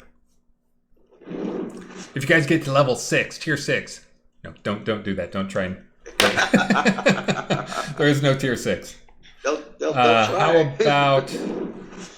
Well, if they get to 200% on the level 5. So the Kobold 4-story, this is one of my, for like putting together like a guild type thing or party thing. It doesn't have like a lot of small rooms. It has like several big rooms. It's got some really cool, you know, some open spaces in it.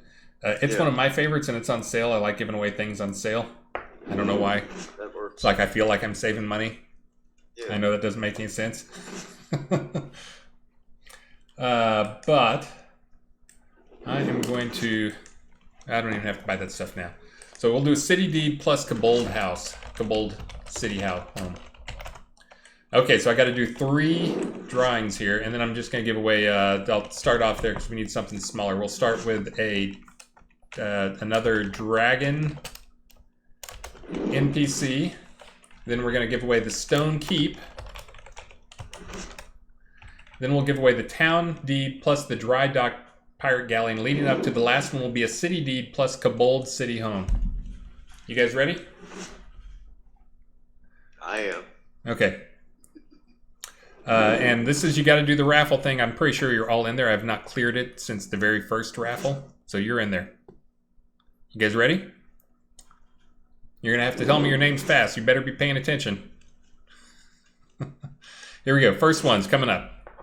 3, 2, 1, go! Hands up in the air. Patch Up. That's nice. I like that. That is for the Dragon NPC. Patch Up is the name here. You got a name in game, buddy? Grats, Patch Up. I will search. If you don't get back to me, I will search for your name and see if you have Patch Up in the oh, I'm pretty sure you're in there, Skyhawk, but I'm going to open up entries for you again, Skyhawk, in case you are not. I bet you're in there, though. But Patch Up, if you can get me your name. If not, I'll search for it. And if not, you'll have to, like, message, just mail support or something. Or whisper me on Twitter or something like that. All right, Patch Up's not going to give me his name. That's fine. I'll see if I can locate him. Hopefully I can. The next one up is the Stone Keep, because I think it's cool. This has got like the little salesy pitch, like if Star and I were still doing the streams, like doing our little strategize and be like, well, let's give out a Stone Keep, and then someone who only has a village lot will win it, and then they'll upgrade to a town, and we'll still make a little money on it. See? We're evil. Evil. That's me channeling Star. Let's see. So this is going to be the next one. You guys ready? Here we go. Picking a winner. Clicking the buttons. Hands up in the air. Oh, it's Blomicus. Congratulations, Blomicus. You won my Stone Keep. That is blow me a kiss, by the way. All right, next one. Now we're getting into the serious wins. We are going to the Town Deed plus Dry Dock Pirate Galleon. I'll find you blow me a kiss. I forget what how it's broken up, but blow me a kiss in game as well. Okay, here we go. You're all still in there. I didn't make you redo it all. This is for the Town Deed plus Dry Dock Galleon, Pirate Galleon. You ready? Here we go. I'm clicking the button. You can hear it click. Hands up in the air. I clicked the wrong button. That was that was the open open raffle button. That's okay. Here it goes again. You're all still in there unless you didn't get in the first place. I think you all got in, unless somebody went in game chat and immediately told people, "They're giving away a city deed in the stream. You should get your butt over there." I have not looked to see if anybody did that, but I would not be shocked if somebody did that. But anyways, last person in is Parson Bill and Cowboy Bill Y'all. Parson Bar was the last two people in. So you guys ready? Here we go. Okay, this time I'll click pick winner. Town Deed plus Dry Dock Galleon. Think I got it? Kathy 888. Is that Kathy Earnhardt? Who's Kathy 888?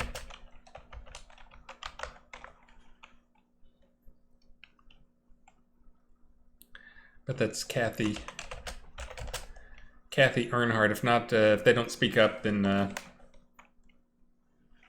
Earnshaw. Sorry, Earnshaw. Kathy Earnshaw. That's what I thought. There you go. Earnshaw. Okay, here we go. Here's the big winner. Can I add any more drama to it?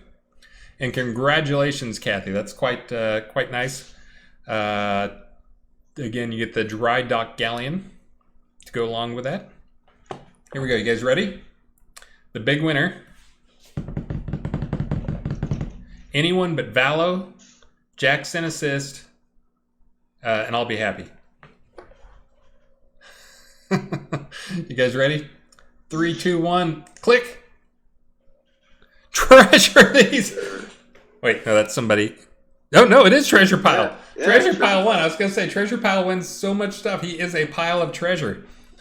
She. Pardon me. Sorry, Treasure Pile. Treasure Pile, you're amazing, apparently. I'm saying that because you must have done something good in your life to deserve these amazing things. So Treasure Pile, congratulations. Let's see. Yeah, hack the bot. That seems possible. It seems to say Treasure Pile's name a lot more than I probably should. Congratulations to her. And now you can invite people over to check out your massive house. Again, you can use it for whatever you want to. Maybe if you're part of a town that has they want to use it for their meeting space. That place is awesome for like a big, huge meeting hall type thing. Tons of deco options, and then it's got like that back room up front. But huge congratulations, and thanks to all the people who gave karma there. Apparently karma did not give back fully, because I don't think anyone that I saw giving big bits actually won. Don't let that discourage you, though. And let me do a quick call off of names while you go and pick who I'm going to raid. Okie dokie. No rolls, I'll just let you just pick. You kind of know who we've raided recently. Let's see. South End Al, thank you for the 100 bits. Zatri 30, thank you. Waldo Ptolemy, multiple times, over and over again. Iobneal gifted 5 subs. Blood Omen gave out a sub. Keyman of Soar, thank you for the bits. Zythar, thank you. More Waldo. Waldo. Tomcat, thank you for the gifted sub. Sewer Suzer, thank you. Sean Butts, Iobneal, Sewer Suzer, some more, man. Sean Butts, like, carrying you guys. And Iobneal giving 1,100 bits, man. Pushing them over the limit there. Got a sub from Selenia Soda, the Maynard for a few hundred bits there. Submarine Mike, man, was a group effort. Woodbow, that's another name I've never seen before, so that pulled some people out of the woodworks there. Vahi Run, One Blood Omen 1, Waldo again, man, he's like dragging you guys across the finish line there with a few other people. Darton Obscuro, Iobneal, Sewer Suzer, South End Al, some more Galantius. This is, I can see the second effort there when I said City Lot, if they hit tier 5. Spry 1, giving out some more stuff. He gave out multiple things in there. Twilight Tempest. Oh, so many names in here. Galantius, Dr. Hernbrand, definitely a team effort there. Sean Butts giving out 10 subs. Submarine Mike Gravity 42 doing more than his fair share by ways. And the Maynard, more Waldo, speaking of dragging him across the finish line. One Blood Omen, Stymie LLTS. Isumi Exo, thank you for the sub. Sewer Suzer again. Spry 1. Vindy UO follow. Okay, I think that's it. I thanked most people. Selenia Sota. Again, guys, huge thanks. Does my stream really look that not great? Just looking at the Twitter stream, looks like my quality's not that good. I don't see how it could be bad. Looks like my quality's not that good. There we go. Now I'm talking to myself. I don't see how it could be bad. Looks like my quality's not good. No, how do I stop it? Make it stop. What? Apparently you can hear that, but Bridge Troll, long live the Syndicate. I agree, long live the Syndicate. I have a feeling they are going to live long. I talked to, speaking of the Syndicate, I meant to get them prizes for Syndicon and just had a bunch of things come up and some crazy town hit me. I was talking back and forth with Sean of the Syndicate and did not get them something. Guys, I will double up on that next year, and maybe I can get back to Syndicon for you guys and double up on prizes, because I missed your Syndicon prize raffle. So I will try to get you double stuff next year and get you some cool things. Anyways, are we ready? Do you have somebody for me to raid? Yep. Serial Gaming TV.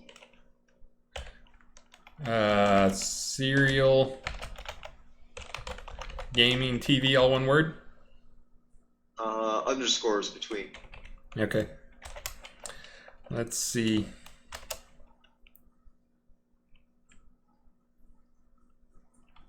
Natty Dread 207. Shroud is still going. Shroud is still going. Better than ever. Every month we've continued to release patches and games. You can go back and watch this stream. I'll put it out on YouTube here in a bit. You can watch it on Twitch, but still going. That is the one thing I think, again, I've mentioned a couple times during the stream. That is one thing, if we could improve something about the game, it's to make sure more people know that the game is still out here and gets better every release. So anything you guys can do to help out, get the word out there. I know there's a lot of people out there right now looking for a MMO to jump in, so send them on over. And there's a lot of old names from Soda too. I'm still stunned that there was a Valo name showing up in there. And also stunned that he did not jump in game to try to come PvP kill me. Okay, here we go. Let's see. Nope. Invalid user. Oh, I misspelled. I took a serial gaming TV. I put an underscore in the wrong place. There we go. We'll be rating them in 10 seconds, 8 seconds. Oh no, that's how long until it gets going. There we go. Guys, huge thanks for especially for the end of the stream there. Again, I do these things primarily to promote Shroud, but again, it all goes into the same bucket to help improve the product and keep things going and add more content. Just that type of stuff from today. That's a huge, boost. Again, we are not a $1 trillion company. We are not a $1 billion company. I don't know if we're even a $1 million company. I don't even know how to value that type of stuff. But anyways, we are a very small company, and every little penny helps. And we continue to make the game better and better, and we will continue to do so. We have a release next Thursday. We got some cool stuff coming in for that. I'm going to get some more bug fixes in, including this AFK bug is going to be fixed.